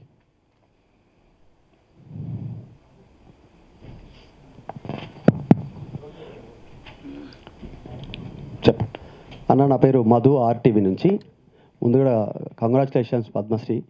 తర్వాత మీరు అంటే మేము చూసినటువంటి దాంట్లో జర్నలిస్ట్గా 20 ఏళ్ళ నుంచి పనిచేస్తూ ఉన్నాం. చూసిన దాంట్లో మాదిగా అనేటువంటి పేరు చెప్పుకోవడానికి ఇబ్బంది పడేటువంటి సందర్భంలో దాన్ని ఒక టైటిల్ కార్డ్గా చేసిరు మీ పేరుతోటి. దాంతో చాలామంది మిమ్మల్ని అనుసరిస్తూ ఉన్నటువంటి పరిస్థితి. గతంలో శర్మ, వెలమ, రావు, రెడ్డి అనేటువంటి దానికి ట్యాగ్ లైన్ కనిపిస్తూ ఉండే గొప్పగా.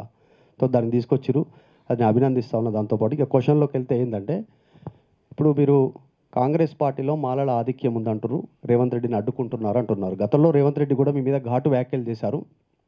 మందకృష్ణ మాదిగా నాకు చెప్పేటువంటి పరిస్థితి లేదు, ఆయన చెప్పుకోవాల్సిన పార్టీకి చెప్పుకోవాలి, నాకు చెప్పాల్సిన అవసరం లేదు. అసలు వర్గీకరణ ఉద్యమాన్ని మొదలుపెట్టిందే కాంగ్రెస్ పార్టీ అనేటువంటి స్టేట్మెంట్ కూడా రేవంత్ రెడ్డి చేస్తూ ఉన్నాడు.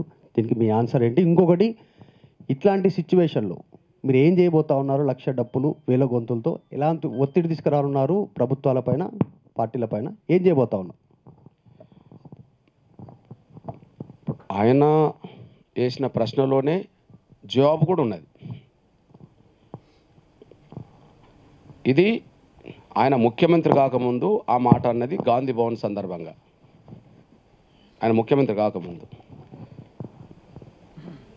గాంధీ భవన్లో నేను మాట్లాడినప్పుడు సరైన ఆన్సర్ రానప్పుడు నేను గట్టిగా అక్కడనే గాంధీ భవన్లో నిలదీస్తే ఆయన దాన్ని తట్టుకోలేక మాకు చెప్పేది ఏమున్నది, బీజేపీ నాయకత్వానికి చెప్పుకో అన్నాడు. ఆ తర్వాత నేను నరేంద్ర మోడీ గారిని తీసుకొచ్చా, చెప్పుకున్నాంగా, క్లియర్ అయిపోయింది. మళ్ళీ రెండో మాట మీరే చెప్పారు కదా, మాకు చెప్పేది ఏం లేదు, మా పార్టీ మొదటి నుంచి వర్గీకరణకు అనుకూలం అని చెప్పి అదే అమలు చేయమంటున్నా. ఎందుకు జాప్యం జరుగుతుంది? మరి బీజేపీకే చెప్పుకోమన్నాడు, నేను బీజేపీకి చెప్పుకున్నా, గౌరవ నరేంద్ర మోడీ గారిని తీసుకొచ్చాను. అప్పటి వరకు తీసుకురాలే కదా మరి నేను. గాంధీ భవన్లో ఆ అంశం ఉత్పన్నమయ్యేంత వరకు అప్పటి వరకు గౌరవ నరేంద్ర మోడీ గారు రాలేదు కదా, ఎన్నికలకు ముందు కదా. అసెంబ్లీ ఎన్నికల ముందు గాంధీ భవన్ విషయం మీరు చెప్పారు. ఓకే, సుప్రీంకోర్టులో విచారణ జరగాలంటే కేంద్రం సపోర్ట్ కావాలి కాబట్టి కేంద్రం దగ్గరికి వెళ్ళాం, పిలిపించాం, మాట్లాడాం. కేంద్రం ఏదో వర్గీకరణ మీద అఫిడవిట్ ఇచ్చింది, అది జరిగింది. మరి మీరే చెప్పారు కదా, మాకు చెప్పేది ఏం లేదు, కాంగ్రెస్ పార్టీ వర్గీకరణకు అనుకూలం అని చెప్పి. ఇప్పుడు ఎన్నికల ముందు నువ్వు గదే అన్నావు, ముఖ్యమంత్రి గదే అన్నావు. మరి ఎందుకు అమలు జరుగుతలేదు? నువ్వు అసెంబ్లీ ఇచ్చిన మాట ఎందుకు తప్పుకున్నావు? ఇది చెప్పండి అంతే. అసెంబ్లీలో గత నోటిఫికేషన్లు కూడా వర్గీకరణ వర్తింపజేస్తాం అన్నావా లేదా? అందరికంటే ముందు దేశంలో తెలంగాణలో అమలు చేస్తామన్నావా లేదా? ఈ రెండు ఎందుకు అమలు కాలేకపోయినాయి? అమల్లో 1 నెల జాప్యమైన ఉద్యోగాలు వర్గీకరణ కూడా ఎట్లా భర్తీ చేస్తున్నావు? ఎవరు ఒత్తిడి? మీరే చెప్పండి. ఏ ఒత్తిడి లేని ఆ క్షణంలో నువ్వు మాట్లాడినావు కదా, ఆ మాటలకు విలువనీయకుండా వెనకపోవడానికి ఏ ఒత్తిడి పనిచేసింది? జాతీయ కాంగ్రెస్ పార్టీ ప్రధాన కార్యదర్శి ఇచ్చిన స్టేట్మెంట్ తర్వాత కదా ఇది అంతా పెండింగ్లో పడ్డాయి. ఒత్తిడి వల్లే కదా, కాంగ్రెస్ పార్టీలో వాళ్ళ పలుకుబడికి తలుగుతున్నట్టే కదా. ఇప్పుడు మొన్న కేంద్ర ప్రభుత్వం అఫిడవిట్ ఇచ్చింది వర్గీకరణకు అనుకూలంగా సుప్రీంకోర్టులో. మరి 2004 ఇవ్వలేదు కదా. ఆనాడు రిపోర్ట్ ప్రకారంగా పార్లమెంట్లో బిల్లు పెట్టాలి. బిల్లు పెట్టొద్దని అడ్డం పడ్డది వీళ్ళే కదా. వాళ్ళ మాటకి విలువనిచ్చారు కదా. ఇప్పుడు సుప్రీంకోర్టు తీర్పును మేము ఆమోదించమని ఒకవైపు వీళ్ళు మాట్లాడుతున్నారో లేదుగా. తీర్పుని ఆమోదించమన్నప్పుడు వర్గీకరణ వ్యతిరేకించినట్టే కదా. మరి వర్గీకరణ వ్యతిరేకించిన వాళ్ళ పట్ల ఏం చర్య తీసుకున్నారు? నేను ఒక మాట అడుగుతున్నా. కాంగ్రెస్ పార్టీలో ముఖ్యమంత్రిని శాసిస్తున్నారు అని అనుకుంటున్నాం మేము. మా జోలికి నువ్వు వస్తే నీ పదవి పోతుంది అనే స్థాయికి వాళ్ళు ఎదిగారు. లేకపోతే వాళ్ళ మీద క్రమశిక్షణ చర్యలు ఎందుకు తీసుకోవట్లేదు? కేంద్ర మంత్రిగా పనిచేసిన సర్వే సత్యనారాయణ గారు ఏదో ఎవరి మీద ఒక మాట జారిందంట. ఎప్పుడో ఎవరో ఒకరి మీద మాట జారిందంట. 48 గంటల్లోనే సస్పెండ్ చేశారు కదా ఆయనను. కాంగ్రెస్ పార్టీలో మాట పెరిగి ఒక మాట ఎవరి మీదనో జారిండని కేంద్ర మాజీ మంత్రి హోదాలో ఉన్న అతన్ని నువ్వు పార్టీని సస్పెండ్ చేశావు కదా. కాంగ్రెస్ పార్టీలో సీనియర్గా ఉండబడే మా బక్క జడ్సన్ ఏదో అన్నాడని చెప్పి వరంగల్ అతను ఆయనను సస్పెండ్ చేశారు కదా. మాదిగోళ్ళు ఇద్దరిని. ఒక ఆయన సీనియర్ కార్యకర్త నాయకుడు, ఒక ఆయన కేంద్ర మంత్రి హోదాలు పనిచేసాడు. మరి వీరు వర్గీకరణ జరగనీయమని చెప్పి మాట్లాడుతున్న వాళ్ళు, సుప్రీంకోర్టు తీర్పును అమలు జరగనీయమని మేము వ్యతిరేకిస్తున్న మాట్లాడుతున్న వాళ్ళను ఎందుకు మీరు ఉపేక్షిస్తున్నారు సస్పెండ్ చేయక? కాంగ్రెస్ పార్టీ మేనిఫెస్టోలో పెడతారు మీరు. వర్గీకరణ జరగనీయమంటే మేనిఫెస్టోకి వ్యతిరేకం కాదా? జాతీయ పార్టీ అధ్యక్షుడు ఖర్గే గారు డిక్లరేషన్ చేస్తాడు. మరి వర్గీకరణ జరగనీయమంటే ఖర్గేకి వ్యతిరేకంగా మాట్లాడినట్టు కాదా? రాహుల్ గాంధీ గారు గద్వాల సభలో హైదరాబాదు ఎడిటర్స్ మీటింగ్లో వర్గీకరణ జరగాల్సిందే అని చెప్పి మాట్లాడతాడు. మరి రాహుల్ గాంధీ గారికి వ్యతిరేకంగా మాట్లాడినట్టు కాదా వర్గీకరణ అడ్డుకోవడం అంటే? మీరు రాహుల్ గాంధీకి వ్యతిరేకంగా మాట్లాడినా, సోనియా గాంధీకి వ్యతిరేకంగా మాట్లాడినా, మల్లికార్జున గారికి వ్యతిరేకంగా మాట్లాడినా, మేనిఫెస్టోలోకి వ్యతిరేకంగా మాట్లాడినా వాళ్ళని మీరు ఏమన్నారు? సర్వే సత్యనారాయణ గారు ఒక మాట అంటే మాత్రం సస్పెండ్ చేస్తారు మాదిగోళ్ళకు. ఓ బక్క జడ్సన్ సస్పెండ్ చేస్తారు మాదిగోళ్ళను. పార్టీ తీర్మానాలకు వ్యతిరేకంగా, మేనిఫెస్టోలకు వ్యతిరేకంగా, అసెంబ్లీ తీర్మానాలకు వ్యతిరేకంగా, మీ హామీలకు వ్యతిరేకంగా అదే పార్టీలో మాలలు అడ్డం పడుతుంటే, బహిరంగ మాట్లాడుతుంటే మీరు మౌనం వహిస్తున్నారంటే వాళ్ళు మిమ్మల్ని శాసిస్తుండరని కాదా? శాసిస్తుండ్రు మిమ్మల్ని. మేము చెప్తున్నాం, రేవంత్ రెడ్డి గారు కానీ కాంగ్రెస్ కానీ దగ్గర తీసుకుంటే దగ్గర అవుతాం, మీరు దూరం పెడితే దూరం పోతాం. మాకు వర్గీకరణే ముఖ్యం, మాకు వర్గీకరణే ముఖ్యం. దగ్గర తీసుకుంటే దగ్గర అవుతాం. మా మాదిగలు, మా మిగతా 57 కులాలు దూరం కొడితే ఏం చేస్తారండి? మా ఇంట్లో మీకు స్థానం లేదు.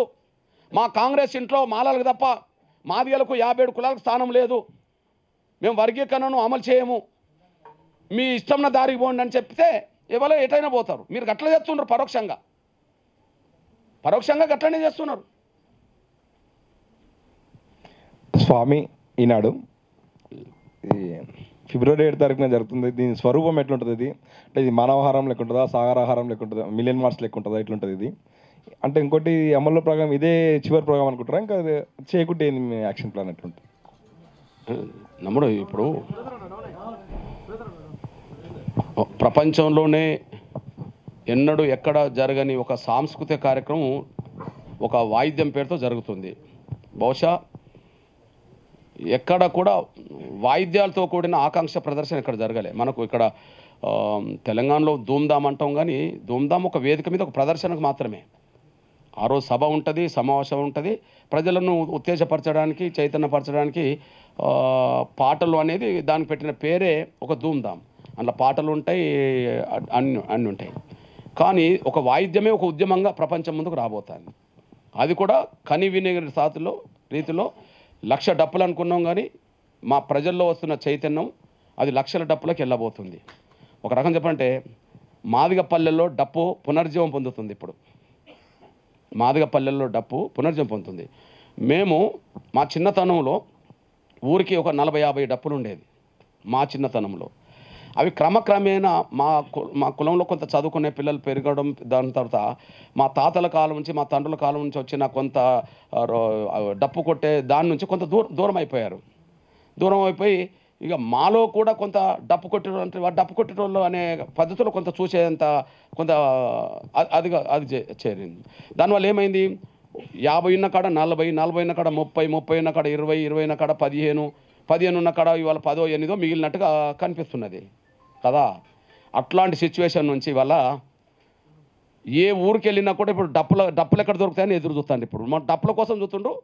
నాకు తెలిసి ఇప్పుడు బిజినెస్ అంతా ఇప్పుడు డప్పుల షాపుల వాళ్ళకే ఎక్కువ ఉన్నది. ఇప్పుడు నిజం, డప్పులు దొరుకుతలేవు, వెతుకుతుండ్రు మాదిగ పిల్లలు. అంటే మాదిగ పల్లెల్లో డప్పు మళ్ళీ పునర్జీవం పొందుతుంది. అది నాకు తెలిసి హైదరాబాద్ నగరం వచ్చే సమయానికి, ఆ టైం వచ్చే సమయానికి ప్రతి మాదిగ పల్లెల్లో ప్రతి ఇంట్లో ఒక డప్పు ఉండడానికి అవకాశం ఎక్కువ కనిపిస్తుంది. పునర్జీవం పొందుతుంది మాదిగ డప్పు. Andhrajyothi deputy chief reporter Yadagiri గారు. అన్న, ఇప్పుడు మీరు పద్మశ్రీ అవార్డు పొందారు. అంటే కేంద్రంలో ఉన్నటువంటి బీజేపీ మీకు అనుకూలంగా ఉంది, అంచేత కాంగ్రెస్ ఏ రకంగా ఆలోచిస్తుంది? దీనికి పరస్పర వైరుధ్యంలో మీరు అవార్డు తీసుకుంటున్నప్పుడు ఉద్యమం నడపడానికి ప్రతిబంధకంగా ఉంటుందా, ఉండదా?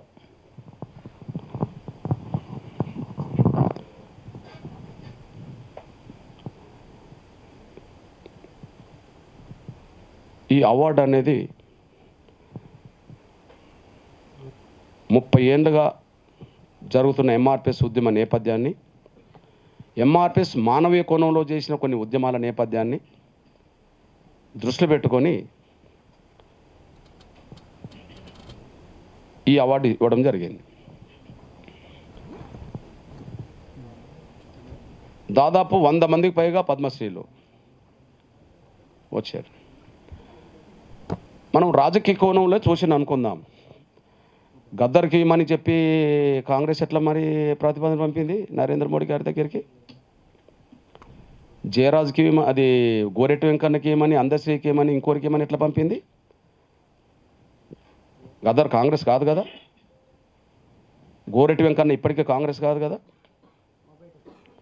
అందశ్రీ కాంగ్రెస్లో సభ్యత్వం లేదు కదా. నాకిస్తే బీజేపీ అని వైరుధ్యం చూస్తారు కదా. మరి మన ముఖ్యమంత్రి చెప్తుండ్రు కదా, మేము ప్రతిపాదన పంపాము, బీజేపీ ఒప్పుకోలేదు అని కేంద్రం చూడండి. అంటే వాళ్ళకి వస్తే మరి వైరుధ్యం ఉండదా?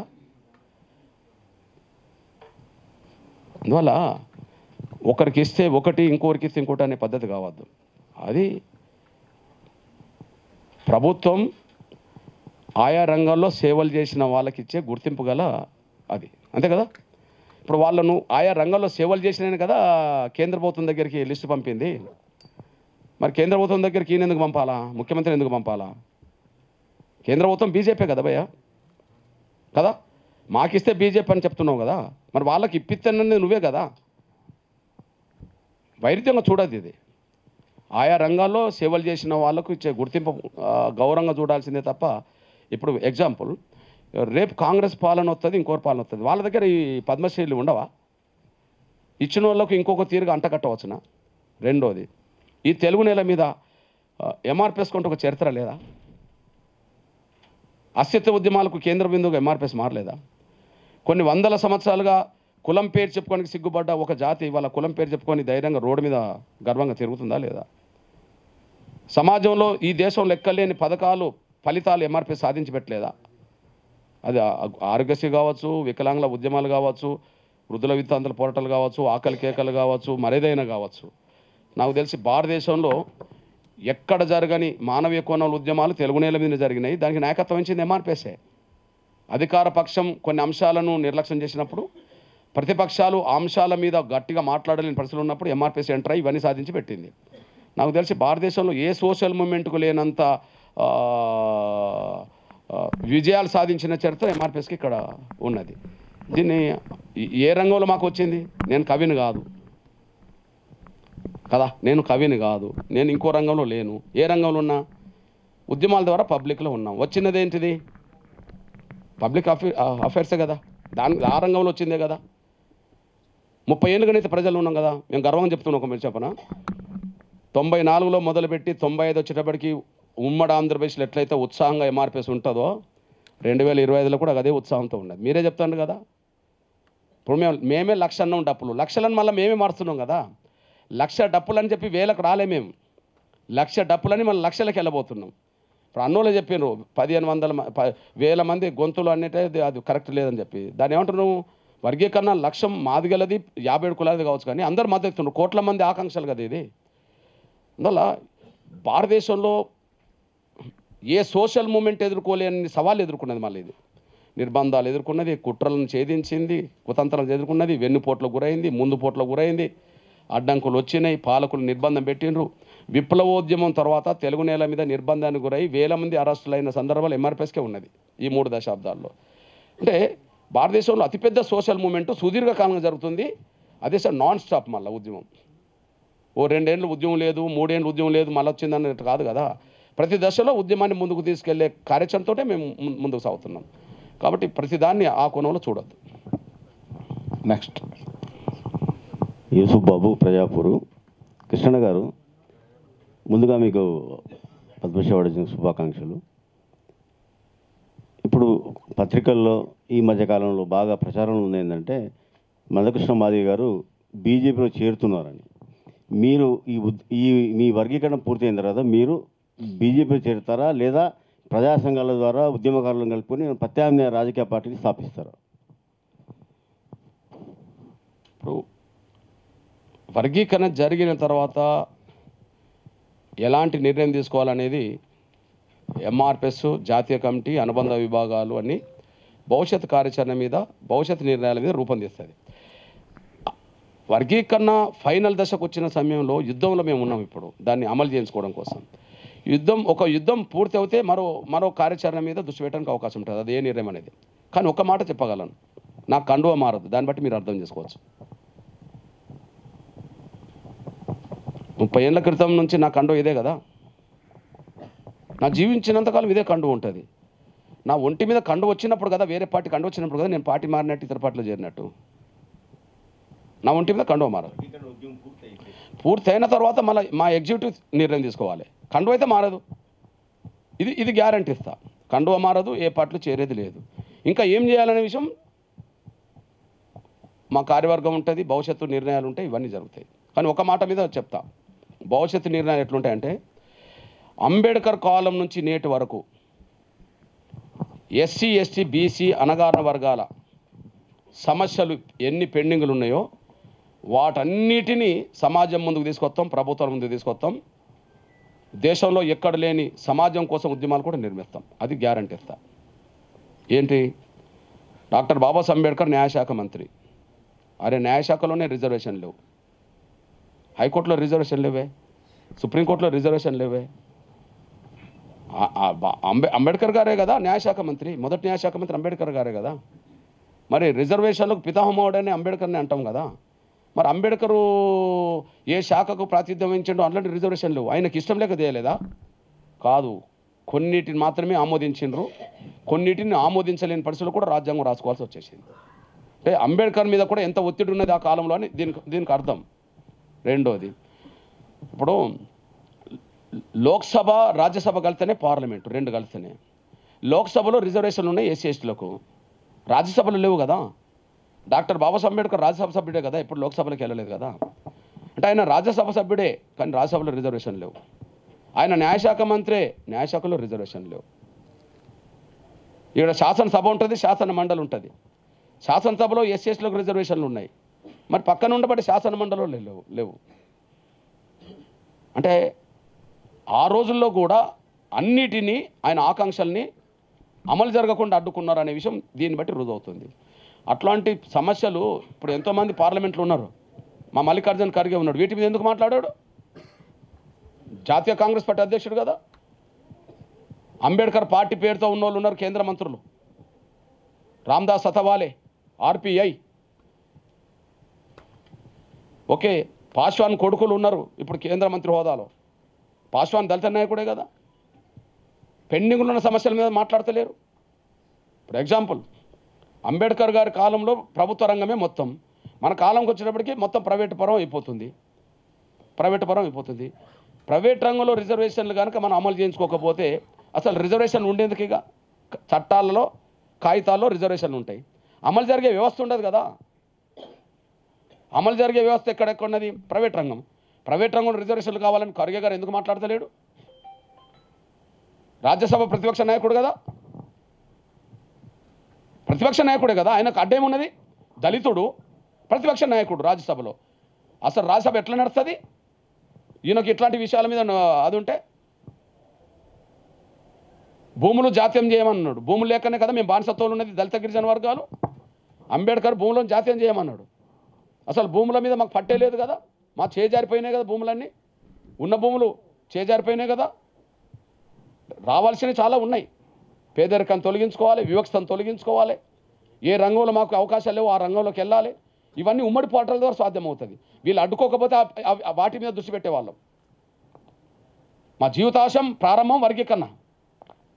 ఆ వర్గీకరణ అమలు జరిగిన తర్వాత ఇన్ని అంశాలు జోడించాలి. ఎగ్జాంపుల్ 97లోనే ఎస్సీ వర్గీకరణ అమలు జరిగిన రోజుల్లో నన్ను పాత్రికేయ మిత్రులు అడిగినారు, నేను నెక్స్ట్ కార్యక్రమం ఏందని చెప్పి. ప్రైవేట్ రంగం రిజర్వేషన్ నా నెక్స్ట్ కార్యక్రమం అన్నా, దాన్ని రద్దు చేసిండు. మళ్ళీ దేనికన్నా ఉన్నా 2000 సంవత్సరంలో మళ్ళీ వర్గీకరణ రద్దు చేసిండ్రు 2004లో. అంతకుముందు నేను ప్రైవేట్ రంగం రిజర్వేషన్ల గురించే తిరుగుతున్నా, నేను మళ్ళీ దీని మీదనే ఉన్నా.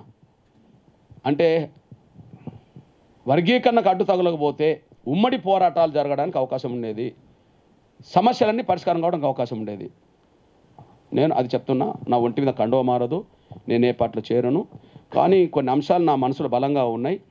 వాటిని ఎజెండా చేసుకొని భవిష్యత్తులో అన్ని పేద వర్గాలకు, ఎస్సీలకు, ఎస్టీలకు, బీసీలకు, మైనార్టీలకు, అగ్రకులాల పేదలకు కూడా, అన్ని వర్గాల పేదలకు ఏ అంశాలైతే పరిష్కారం కావాలో వాటన్ని దృష్టి పెట్టే స్థాయికి మేము ముందుకు సాగుతాం.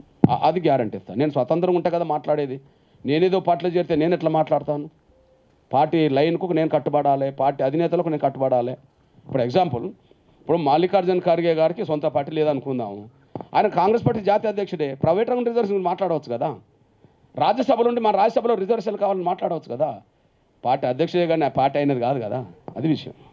నెక్స్ట్. నమస్కారం సార్, నా పేరు Nandu Nayak, Telugu popular TV sir. ముందుగా మీకు పద్మశ్రీ వచ్చినందుకు శుభాకాంక్షలు. ఎస్సీ వర్గీకరణ జరిగితే మీకు ఏంటి లాభం, అసలు లాభం ఏంటి అంటే ఏం చెప్తారు సార్? ఎస్సీ రిజర్వేషన్ల వర్గీకరణ జరగకపోతే మేము ఏం నష్టపోతున్నామో, వర్గీకరణ జరిగితే ఆ నష్టం మాకు జరగదు. ఎగ్జాంపుల్, 15% రిజర్వేషన్లు ఉన్నాయి అనుకుందాం.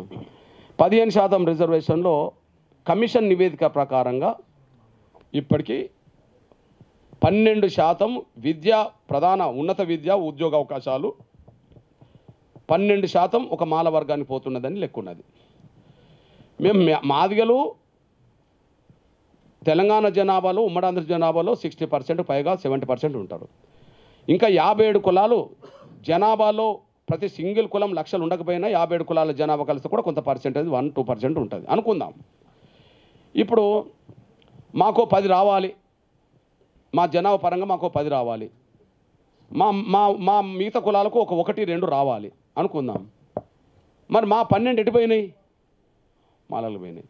ఇప్పుడు వర్గీకరణ జరిగింది అనుకోండి, మాదిగల వాట మాదిగలకు వస్తుంది, మిగతా 57 కులాల వాట 57 కులాలకు వస్తుంది, మాలలకు 4% వచ్చింది అనుకో 4% వస్తుంది. అంటే 4% పొందిన వాళ్ళు ఇప్పటికి 12% పొందుతున్నారు. వాళ్ళకి రావాల్సింది ఎంత? 4%. పొందుతున్నది ఎంత? 12%. మేము ఇప్పుడు మాకు వస్తున్నది ఎంత? అందరికి కలిపి 4% వచ్చింది అనుకో. మరి ఇప్పుడు వర్గీకరణ జరిగితే మాకు 12% వస్తుంది. అంటే వర్గీకరణ లేకపోతే నష్టపోయిన చరిత్ర ఉన్నది. వర్గీకరణ జరగడం వల్ల మాకు న్యాయం జరుగుతుంది అనేది రికార్డు కూడా ఉన్నది కాబట్టి వర్గీకరణ కోరుతున్నాం. నమస్తే అన్న, మనతోలి వెలుగు అక్షిత్ రెడ్డి. ఒకటన్న, ఇక్కడ వాళ్ళు 57 కులాలు ఉన్నాయా, వాళ్ళు ఒకటే అడుగుతున్నారు. సరే అన్న, ఈతోటి మీరు అన్నట్టు జనాభా ప్రాతిపదికన రిజర్వేషన్లు ఇస్తే మీకు న్యాయం జరుగుతుంది. అదేవిధంగా మేము ఏదైతే ఇప్పటి వరకు మీకంటే, మాదిగల కంటే మేము ఎక్కువ నష్టపోయి ఉన్నాం. మాకు ఒక 2% ఒకవేళ రిజర్వేషన్ అమలు అయితే మాకు ఒక 2% ఎక్స్ట్రా ఇవ్వాలి, ఒక మానవీయ కోణంలో ఆలోచించాలని చెప్పేసి వాళ్ళు చెప్తున్న పరిస్థితి. సామాజిక న్యాయం దృష్టిలో చూసుకుంటే జనాభా ప్రాతిపదికన అది సాధ్యపడదు, మాకు అన్యాయం జరుగుతుందని వాళ్ళు అంటారు. మీరు దీనిపైన మీరేమంటారు? నీకు నాకు ఎవరికైనా ఆశయాలు ఉండాలి కానీ అత్యాశ వద్దు. నెంబర్ 1 ఆశయాలు ఉండాలి, అత్యాశలు వద్దు. నువ్వు 1% ఉండి 0.5% నష్టపోయినావు, నువ్వు 2% ఉంటే 1% నష్టపోయినావు. 57 కులాలు మొత్తం జనాభాలో 2% అనుకో, నువ్వు ఒక 1% నష్టపోయినావు. నువ్వు నష్టపోయింది ఎంత? 1%. మేము 10% ఉండి మేము 6% నష్టపోయినాం. మేము పొందింది 4%, మేము నష్టపోయింది ఎంత? 6%. ఓకే, ఇప్పుడు అదనంగా మీకు న్యాయం జరగాలంటే నష్టం జరిగిన వాళ్ళ నుంచి తీసేయాలా, అందరి అవకాశాలు దోసుకున్న వాళ్ళు తీసేయాలా? నువ్వు చెప్పు. నష్టపోయిన వర్గాల్లో అతిపెద్ద జనాభా గల మాదిగలు 10% పొందాల్సిన వాళ్ళు 4% పొందుకుంటూ వచ్చారు లెక్కల ప్రకారంగా. మేము లబ్ధి పొందిన వాళ్ళం ఉన్నామా, నష్టపోయిన వాళ్ళం ఉన్నామా? నువ్వు 2% అయితే నువ్వు 1% నష్టపోయినావు. ఓకే, నేను 10% ఉంటే నేను 5% నష్టపోయినా. ఇప్పుడు నీది నాది దోసుకున్నది ఎవరు? నువ్వు 2% ఉంటే నువ్వు 1% పొందినావు, ఇంకో 1% నీకు రావాలి అనుకుందాం. నీకు రావాల్సిన 1% దోసుకున్నది ఎవరు? మాదిగలు దోసుకున్నారా? మాదిగలు దోసుకుంటే వీడు 10% ఉన్నాడు, 11% రావాలి వీడికి. 10% ఉన్న మాదిగలకు 11% వస్తే మాలలు దోసుకున్నట్టు కాదు, వెనుకబడ్డ 57 కులాలదే దోసుకున్నట్టు అవుతుంది. ఓకే, ఎవరైతే జనాభా కంటే మించి పొందినరో ఆ పొందిన నుంచి తగ్గించాలి. అంబేద్కర్ ఒక మాట అన్నాడు, ఎవరి జనాభా పరంగా వాళ్ళు రిజర్వేషన్ పంచుకోవాలి, కానీ ఇంతకాలం అదనంగా పొందిన వాళ్ళ నుంచి మాత్రమే అన్యాయం జరిగిన వరకు తీయాలని అన్నాడు. ఓకే, ఇప్పుడు 4% ఉన్న మాలలు 10% తీసుకున్నారు అనుకో, 6% అదనంగా పొందినారు కదా వాళ్ళు. మరి ఇప్పుడు మా ఉపకులాల మా దళిత కులాలు అనబడుతున్న వాళ్ళు మాదిగల కంటే ఎక్కువ నష్టపోయినట్టుండ్రు కదా. ఓకే, అరే నష్టపోయిన వాళ్ళకు కారణం మాదిగలు జనాభా కంటే మించి పొందితే మాదిగల వాళ్ళు కూడా నష్టపోయినట్టు. జనాభా కంటే మించి పొందినరా? జనాభా కంటే మించి పొందితే వర్గీకరణ ఉద్యమం ఎంఆర్పిఎస్ ఎందుకు తీస్తుంది? 30 ఏళ్ళు ఎందుకు నిలబడుతుంది? అర్థమైంది బ్రదర్? మేము మీలాగా నష్టపోయిన వర్గంలో ఉన్నామా, లేదా మిమ్మల్ని దోసుకున్న వర్గంగా కనిపిస్తున్నామా? ఆశలు ఉండాలి, అత్యాశలు వద్దు. ఒకవేళ తీసి ఇవ్వాలనుకుంటే, అదనంగా తీసి ఇవ్వాలనుకుంటే ఎవరి నుండి తీసేయాలి? నిన్నటి వరకు లబ్ధి పొందులోంచి తీసేయాలి. వాళ్ళ జనాభా కంటే మించి ఎవరైతే పొందినరో వాళ్ళ నుంచి తీసేయాలి. అది అడగాలి. మాదిగలు నష్టపోవడానికి కారణం, 57 కులాలు నష్టపోవడానికి కారణం ఎవరు తీసుకున్నారనే విషయం చరిత్రలు ఉన్నప్పుడు వాళ్ళ నుంచి తీసేయాలి కదా. మాదిగల నుంచి తీసేస్తే మేము ఎందుకు ఒప్పుకుంటాం? మా 57 కులాలకు న్యాయం జరగాలి. మా 57 కులాల అవకాశాలు మేము దోసుకుంటే మేము వాళ్ళ వైపు మేము ఆలోచించాలి కదా. వాళ్ళు అది ఆలోచించట్లేదు. మాదిగల్ని దోషులకు కూడా కడుతుండ్రు. అది తప్పు. ఇద్దరు దోషులు కాదు. ఆశలు ఉండాలి, అత్యాశలు వద్దు. మళ్ళీ చెప్తున్నా నేను, ఆశలు ఉండాలి, ఆశయాలు ఉండాలి, అత్యాశలు వద్దు. నువ్వు ఎవరిని దోషులు నిలబెట్టదలుచుకున్నారు? 57 కులాలు ఐక్యం చేసే వాళ్ళు మాదిగల్ని దోషులు నిలబెడతారా? మాదిగల్ని దోషులు నిలబెడితే వర్గీకరణ ఉద్యమం ఎవరు చేసిండ్రు? 57 కులాలు ఎంతమంది జైలుకి వెళ్ళిండ్రు? ఎంతమంది దెబ్బలు తిన్నారు? ఎంతమంది చచ్చిపోయినరు? చెప్పండి. మేము 10% ఉన్న వాళ్ళము 5% పొందగలిగినాం. నష్టపోయింది 5%. మాలలు దోసుకున్నారు. నువ్వు 2% ఉంటే 1% నువ్వు పొందినావు. ఇప్పుడు 57 కులాల్లో మా కడియం షేర్ ఉన్నాడు, ఎమ్మెల్యే కాల, వాళ్ళ బిడ్డ ఎంపీ కాల. ఉమ్మడి వరంగల్ జిల్లా నా సొంత జిల్లా. 100% 80% మాదిగలు ఉన్న జిల్లా. ఆడొక మాల ఎమ్మెల్యే ఉన్నాడు, ఒక మా బైండ్ల ఎంపీ ఉన్నది, మా బైండ్ల ఎమ్మెల్యే ఉన్నాడు. మాదిగలు ఎవరు లేరు కదా. ఇప్పుడు ఎవరు దోసుకున్నట్టు?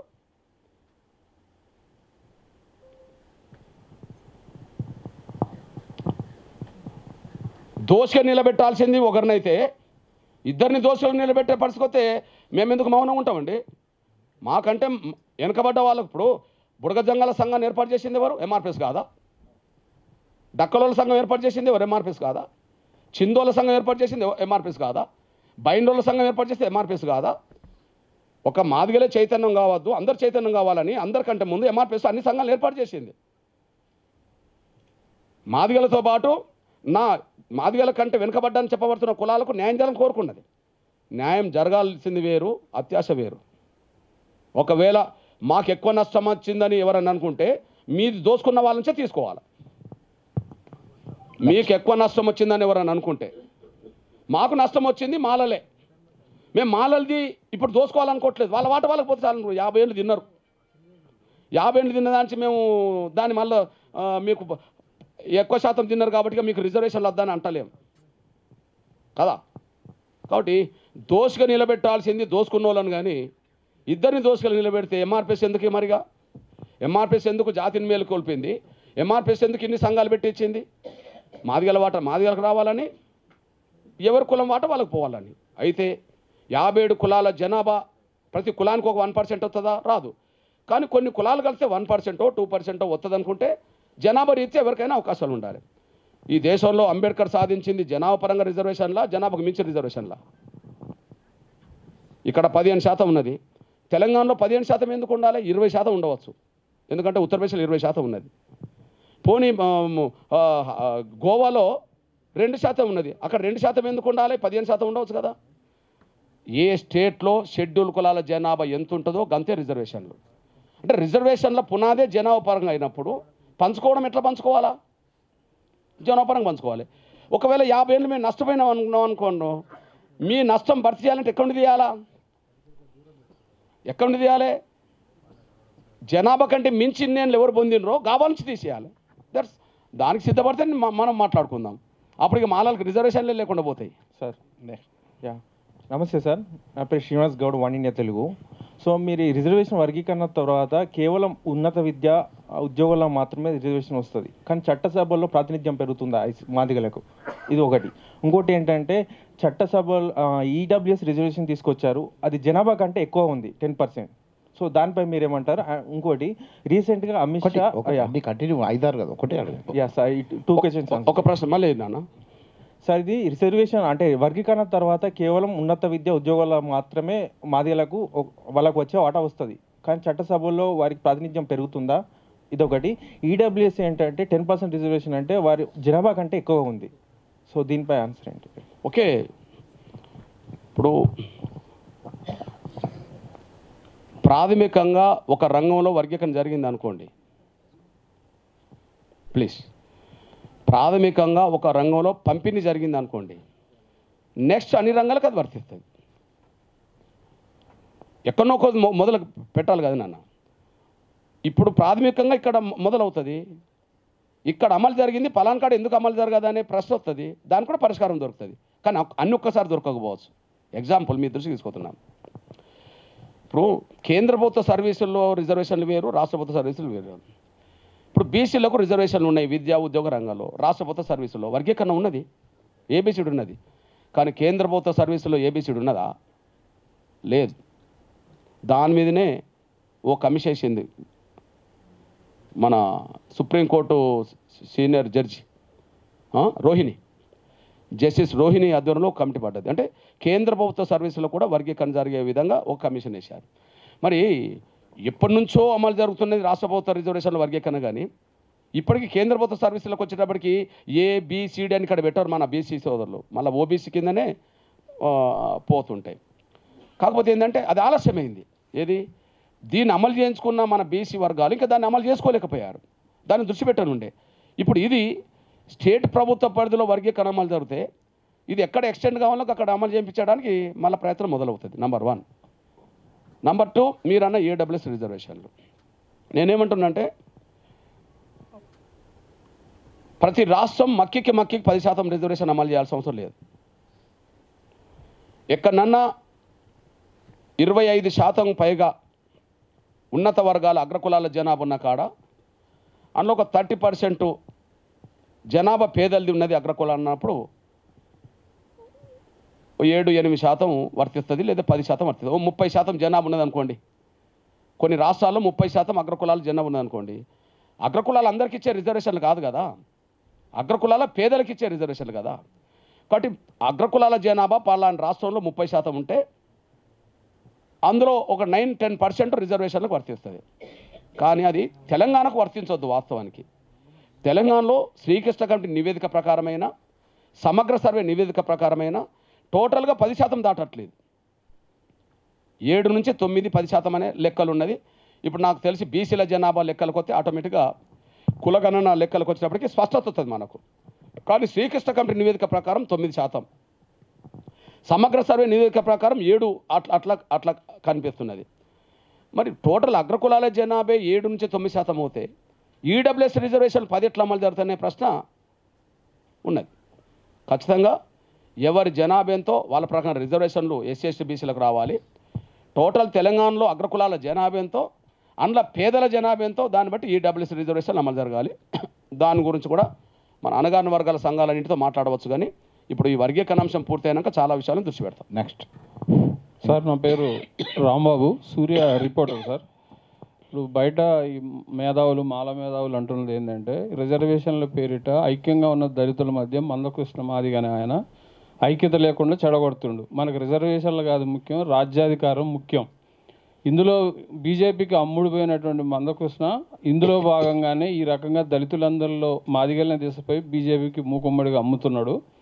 ఇందులో భాగంగానే మొన్న పార్లమెంటు అసెంబ్లీలో వాళ్ళ సీట్లు పెరిగినాయి. మోడీని తీసుకొచ్చి మీటింగులు పెట్టిన తర్వాతనే దీనిలో భాగంగానే ఎన్నికలు అన్నీ అయిపోయిన తర్వాత ఇప్పుడు పద్మశ్రీ వచ్చింది. దీని తర్వాత రాజ్యసభ కూడా తీసుకోబోతున్నాడు అనేటువంటిది బయట బాగా ప్రచారం చేస్తారు. ఇది అంతవరకు నిజం? దీని మీద మీరు ఏమంటారు సార్? నన్ను తీసుకోమంటున్నావు వద్దంటున్నావు గజప్రదను. నాకు కండవ మారదండి నాయన అది. ఓకే, ఇప్పుడు ఒక విషయం చెప్తున్నాను. అంతో ఇంతో తెలుగు నేల మీద దేశంలో ఎంతో కొంత గుర్తింపు ఉన్నది కదా. గుర్తింపుని అడ్డం పెట్టుకుంటే నాకు ఏ పార్టీ అయినా పదవులు ఇస్తుంది కదా, ఇచ్చిన సందర్భాలనే కదా.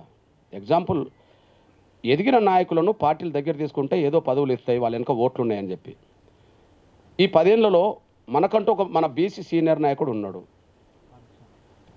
ఓకే, మన ఆర్ కృష్ణ ఉన్నాడు. 2014లో టీడీపీలో చేరి ఎమ్మెల్యే టికెట్ తెచ్చుకొని ఎమ్మెల్యే కాలేదా? 2018లో మళ్ళీ కాంగ్రెస్లో చేరి మిర్యాల కూడా టికెట్ కాంగ్రెస్లో తెచ్చుకొని పోటీ చేసి ఓడిపోలేదా? 2022కి వచ్చినప్పటికీ మళ్ళీ వైసీపీలో చేరి రాజ్యసభ సభ్యుడు కాలేదా? 2024 ఇప్పుడు 25లో మళ్ళీ బీజేపీలో చేరి రాజ్యసభ మళ్ళీ తెచ్చుకోలేదా? మన అన్న ఒంటి మీద 4 కండవలు మారినాయి, నా ఒంటి మీద ఒక కండవ మారలేదు కదా. నాకు పార్టీ పదవులు ఇచ్చి అన్ని చాలా, నాకు అన్న కంటే ముందు నుంచి నాకు పదవులు వచ్చినాయి. 98, 99, 2007, 2009, 2013 ఇట్లా 24 వరకు నాకు వచ్చినాయి. నేను తీసుకోలేదు కదా. నేను ఏ పార్టీ కండవ కప్పుకోను కాబట్టి నేను స్వతంత్రంగా ఉండదలుచుకున్న, అదొక విషయం. రెండో విషయం, ఎస్సీ వర్గీకరణ అంశం సామాజిక న్యాయం అనే అంశంతో చూస్తున్నారా? ఎస్సీ వర్గీకరణ అంశం అంటే దళితులు చీలికగా చూస్తున్నారా? అది చెప్పండి. మాలల అభిప్రాయం ఏందో చెప్పండి. ఎస్సీ వర్గీకరణ అంశము దళితుల చీలికగా చూస్తున్నారా? ఎస్సీ వర్గీకరణ అంశం సామాజిక న్యాయం కోణంలో చూస్తున్నారా? ఓకే, మీరు అన్నట్టుగా ఎస్సీ వర్గీకరణ అంశం ఎంఆర్పిఎస్తో దళితులు చీలికపోయిందంటే మరి మీరు ఇప్పుడు కాంగ్రెస్ భజన చేస్తుండ్రు కదా. ఓకే, మీరు కాంగ్రెస్ భజన చేస్తుండ్రు కదా. కాంగ్రెస్ కదా వర్గీకరణ మొదలుపెట్టింది, ఎస్సీ వర్గీకరణ పంజాబ్లో. కాంగ్రెస్ కదా ఇక్కడ రాజశేఖర్ కాలంలో అసెంబ్లీ తీర్మానం చేసింది. కాంగ్రెస్ కదా ఉత్తరప్రదేశ్లో సోనియా గాంధీ, రాహుల్ గాంధీ గారు ప్రాతినిధ్యం వహిస్తున్న సొంత రాష్ట్రం అడుగుతున్న ఉత్తరప్రదేశ్లో 2012లో మేనిఫెస్టో పెట్టింది. కాంగ్రెస్ కదా జస్టిస్ ఉషా మేరా కమిషన్ వేసింది. నన్ను అంటారేంది?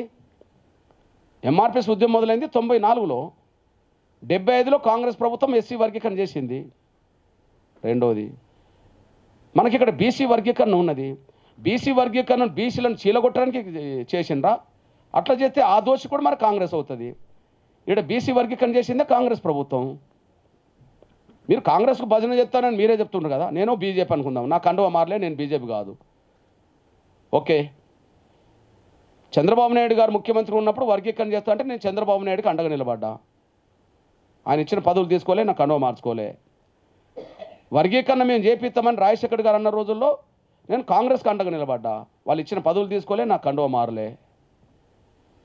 ఓకే, కేంద్ర ప్రభుత్వం నుంచి నాకు సహకారం కావాలి, సుప్రీంకోర్టుకు అఫిడవిట్ ఇవ్వాలి కేంద్రము. నేను వాళ్ళ సహకారం కోరినా, వాళ్ళు సహకరించిండ్రు, నేను వాళ్ళకి అండగా ఉన్నా, నాకు కండువ మారినట్ట. అంటే మీకు కాంగ్రెస్ మద్దతు ఇచ్చినప్పుడు మాత్రం నేను గొప్పోన్నే. బీజేపీకి నా జాతి అవసరం రీత్యా, నా దళిత కులాల అవసరం రీత్యా నేను మద్దతు, నేను బీజేపీలో చేరినట్ట. ఒకవేళ అదే అనుకుంటే, నన్ను అట్లా దోషగా నిలబెట్టాలనుకుంటే అంబేద్కర్ని దోషగా నిలబెడతారా మీరు? అంబేద్కర్ కాలంలో రిజర్వేషన్ల గురించి పొట్లాడుతున్నప్పుడు కమ్యూనల్ అవార్డు సాధించిన మహానీయుడు ఆయన కమ్యూనల్ అవార్డు సాధించిండే కదా. దానికి అడ్డం పడ్డారు అగ్రకులాలు కదా దేశంలో. మరి ఎవరి సహకారం కోసం పోయిండు? బ్రిటిష్ వాళ్ళ సహకారం కోసం పోయిండు. బ్రిటిష్ వాళ్ళ మద్దతు లేకుండానే కమ్యూనల్ అవార్డు వచ్చిందా? కమ్యూనల్ అవార్డు ఫలితమే మనకు రిజర్వేషన్లు వచ్చినాయా? అంబేద్కర్ కాలంలో అంబేద్కర్ పోరాటాన్ని అడ్డుకోవడానికి వాళ్ళకి శక్తి ఉన్నది. అప్పుడు ప్రభుత్వం బ్రిటిష్ ప్రభుత్వం ఉన్నది. అంబేద్కర్ ఎక్కడికి పోయిండు? చంద్రబాబు నాయుడు ముఖ్యమంత్రి ఉన్నప్పుడు నేను చంద్రబాబు దగ్గర పోకపోతే ఎవరి దగ్గర పోవాలా? రాజశేఖర్ గారి కాలం నుంచి మన్మోహన్ సింగ్ కాలం వరకు నేను కాంగ్రెస్ దగ్గరికి పోకపోతే ఎక్కడికి పోవాలా? బీజేపీ కాలంలో నేను వర్గీకరణ సాధించుకోవడానికి బీజేపీ దగ్గరికి పోతే ఎక్కడికి పోవాలా? మీరు కాంగ్రెస్లో కానివ్వరు, బీజేపీ దగ్గరికి పోయి సహకారం కోరనివ్వరు. అంటే నా సమస్య పరిష్కారం కావద్దనే కదా. మీరు కాంగ్రెస్లో కానివ్వరు, బీజేపీ సహకారం నేను కోరొద్దు, నా సమస్య ఎట్లా పరిష్కారం కావాలా? అంబేద్కర్ బ్రిటిష్ వాళ్ళ దగ్గరికి పోయి సాయం కోరి రిజర్వేషన్ సాధించడం కరెక్ట్ అవుతే, నేను బీజేపీ సహకారం కోరి నా వర్గాలకు న్యాయం చేయించుకోవడం నాది 100 రెట్లు కరెక్ట్. నీకోసం నీ విమర్శల కోసం నేను ఆగుతానా ఏంటి? Next national media India TV ప్రతినిధి సురేఖ. దీని పద్మ అవార్డ్స్ గురించి మాట్లాడితే నిన్న రేవంత్ రెడ్డి గారు కూడా అన్నారు, ఒకవైపు మీకు శుభాకాంక్షలు తెలుపుతూనే రాష్ట్రానికి సరైనది దొరకలేదు, ఆంధ్రప్రదేశ్ కానివ్వండి అంటే వాటాలు రాష్ట్రానికి తగ్గట్టుగా ఇవ్వడం కరెక్ట్ అని. ఆయన ఎవరి పేర్లు పంపిండు కేంద్రానికి? గదర్ గారి పేరు పంపించారట, మిగతా కొంతమంది లిస్ట్ ఇచ్చారు. ఇంకెవరి పేర్లు ఉన్నాయి?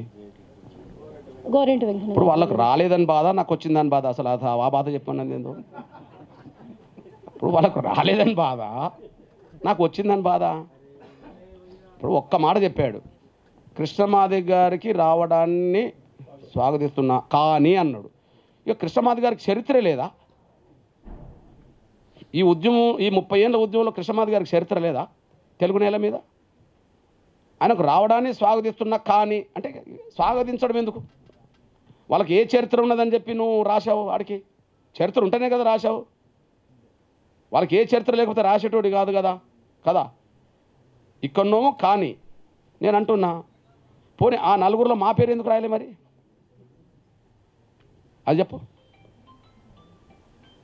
ఆ నలుగురిలో ఇప్పటికే 3-4కి రాష్ట్ర ప్రభుత్వం ఏదో రూపంగా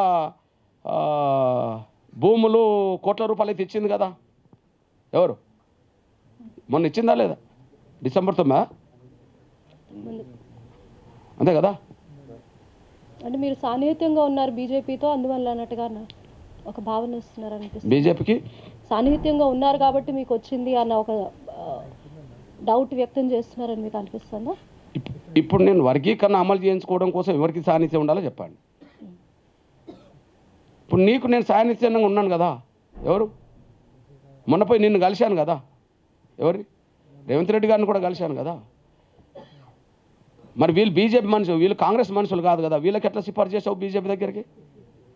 నేను బీజేపీ మనిషిని మీ దృష్టిలో, మరి వీళ్ళని బీజేపీకి ఎందుకు పంపుతున్నావు? గద్దర్ని బీజేపీకి ఎందుకు పంపుతున్నావు? మరి గోరెటెంకన్నను బీజేపీకి ఎందుకు పంపుతున్నావు? వాళ్ళు ఇస్తే తీసుకుంటే బీజేపీ మనుషులు అంటున్నావు కదా. వాళ్ళు అవార్డు ఇస్తే నేను తీసుకుంటే బీజేపీ అంటున్నావు కదా. మరి గద్దర్ని బీజేపీ పంపుతున్నది మీరేనా? లేడు. ఇంకో ఎవరెవరైతే పేరు చెప్పారో వాళ్ళందరినీ మీరే పంపుతున్నారు కదా. మరి న్యాయం ఎట్లా అవుతుంది? ఆయనకు వాళ్ళకు రాలేని దానికంటే వచ్చిన వాళ్ళ మీద ఎక్కువ ఉన్నట్టున్నది కథ. రాష్ట్రపరంగా విభజించి చూడడం కరెక్ట్ అంటారా? పద్మ అవార్డ్స్ ఇలాంటి పెద్ద అవార్డ్స్ గురించి మాట్లాడుతున్నా. ఏమా రాష్ట్రపరంగా విభజించి అంటే ఈ రాష్ట్రానికి ఇంత కేటాయించాలి అన్న ఒక ఆలోచన కరెక్ట్ అనుకుంటారా పద్మ అవార్డ్స్ విషయానికి వస్తే? నేనేంటమ్మా, ఒక లేఖ రాసి వదిలిపెట్టి రాకపోతే వాళ్ళ మీద బదనాం చేయవచ్చు అనుకోవడం వేరు. ఆ ప్రతిపాదనలు తీసుకొచ్చి గట్టిగా అక్కడ ఒత్తిడి తీసుకొచ్చి సాధించడం వేరు. ఈయన రెండిట్లో ఏది చేసిండు అనే విషయం తేలాలి. ఓ 10 పేర్లు రాసి పంపినాక ఆ 10 పేర్లను వాళ్ళు ఎట్లా ఒప్పుకోరు, ఇవ్వకపోతే ఇయ్యలేదని చెప్తే వీళ్ళన్నా నాకు అనుకూలంగా ఉంటారు అనుకోవడం వేరు. లేదా నేను పంపిన పేర్లను సాధించుకోవడానికి ప్రయత్నం చేయడం వేరు.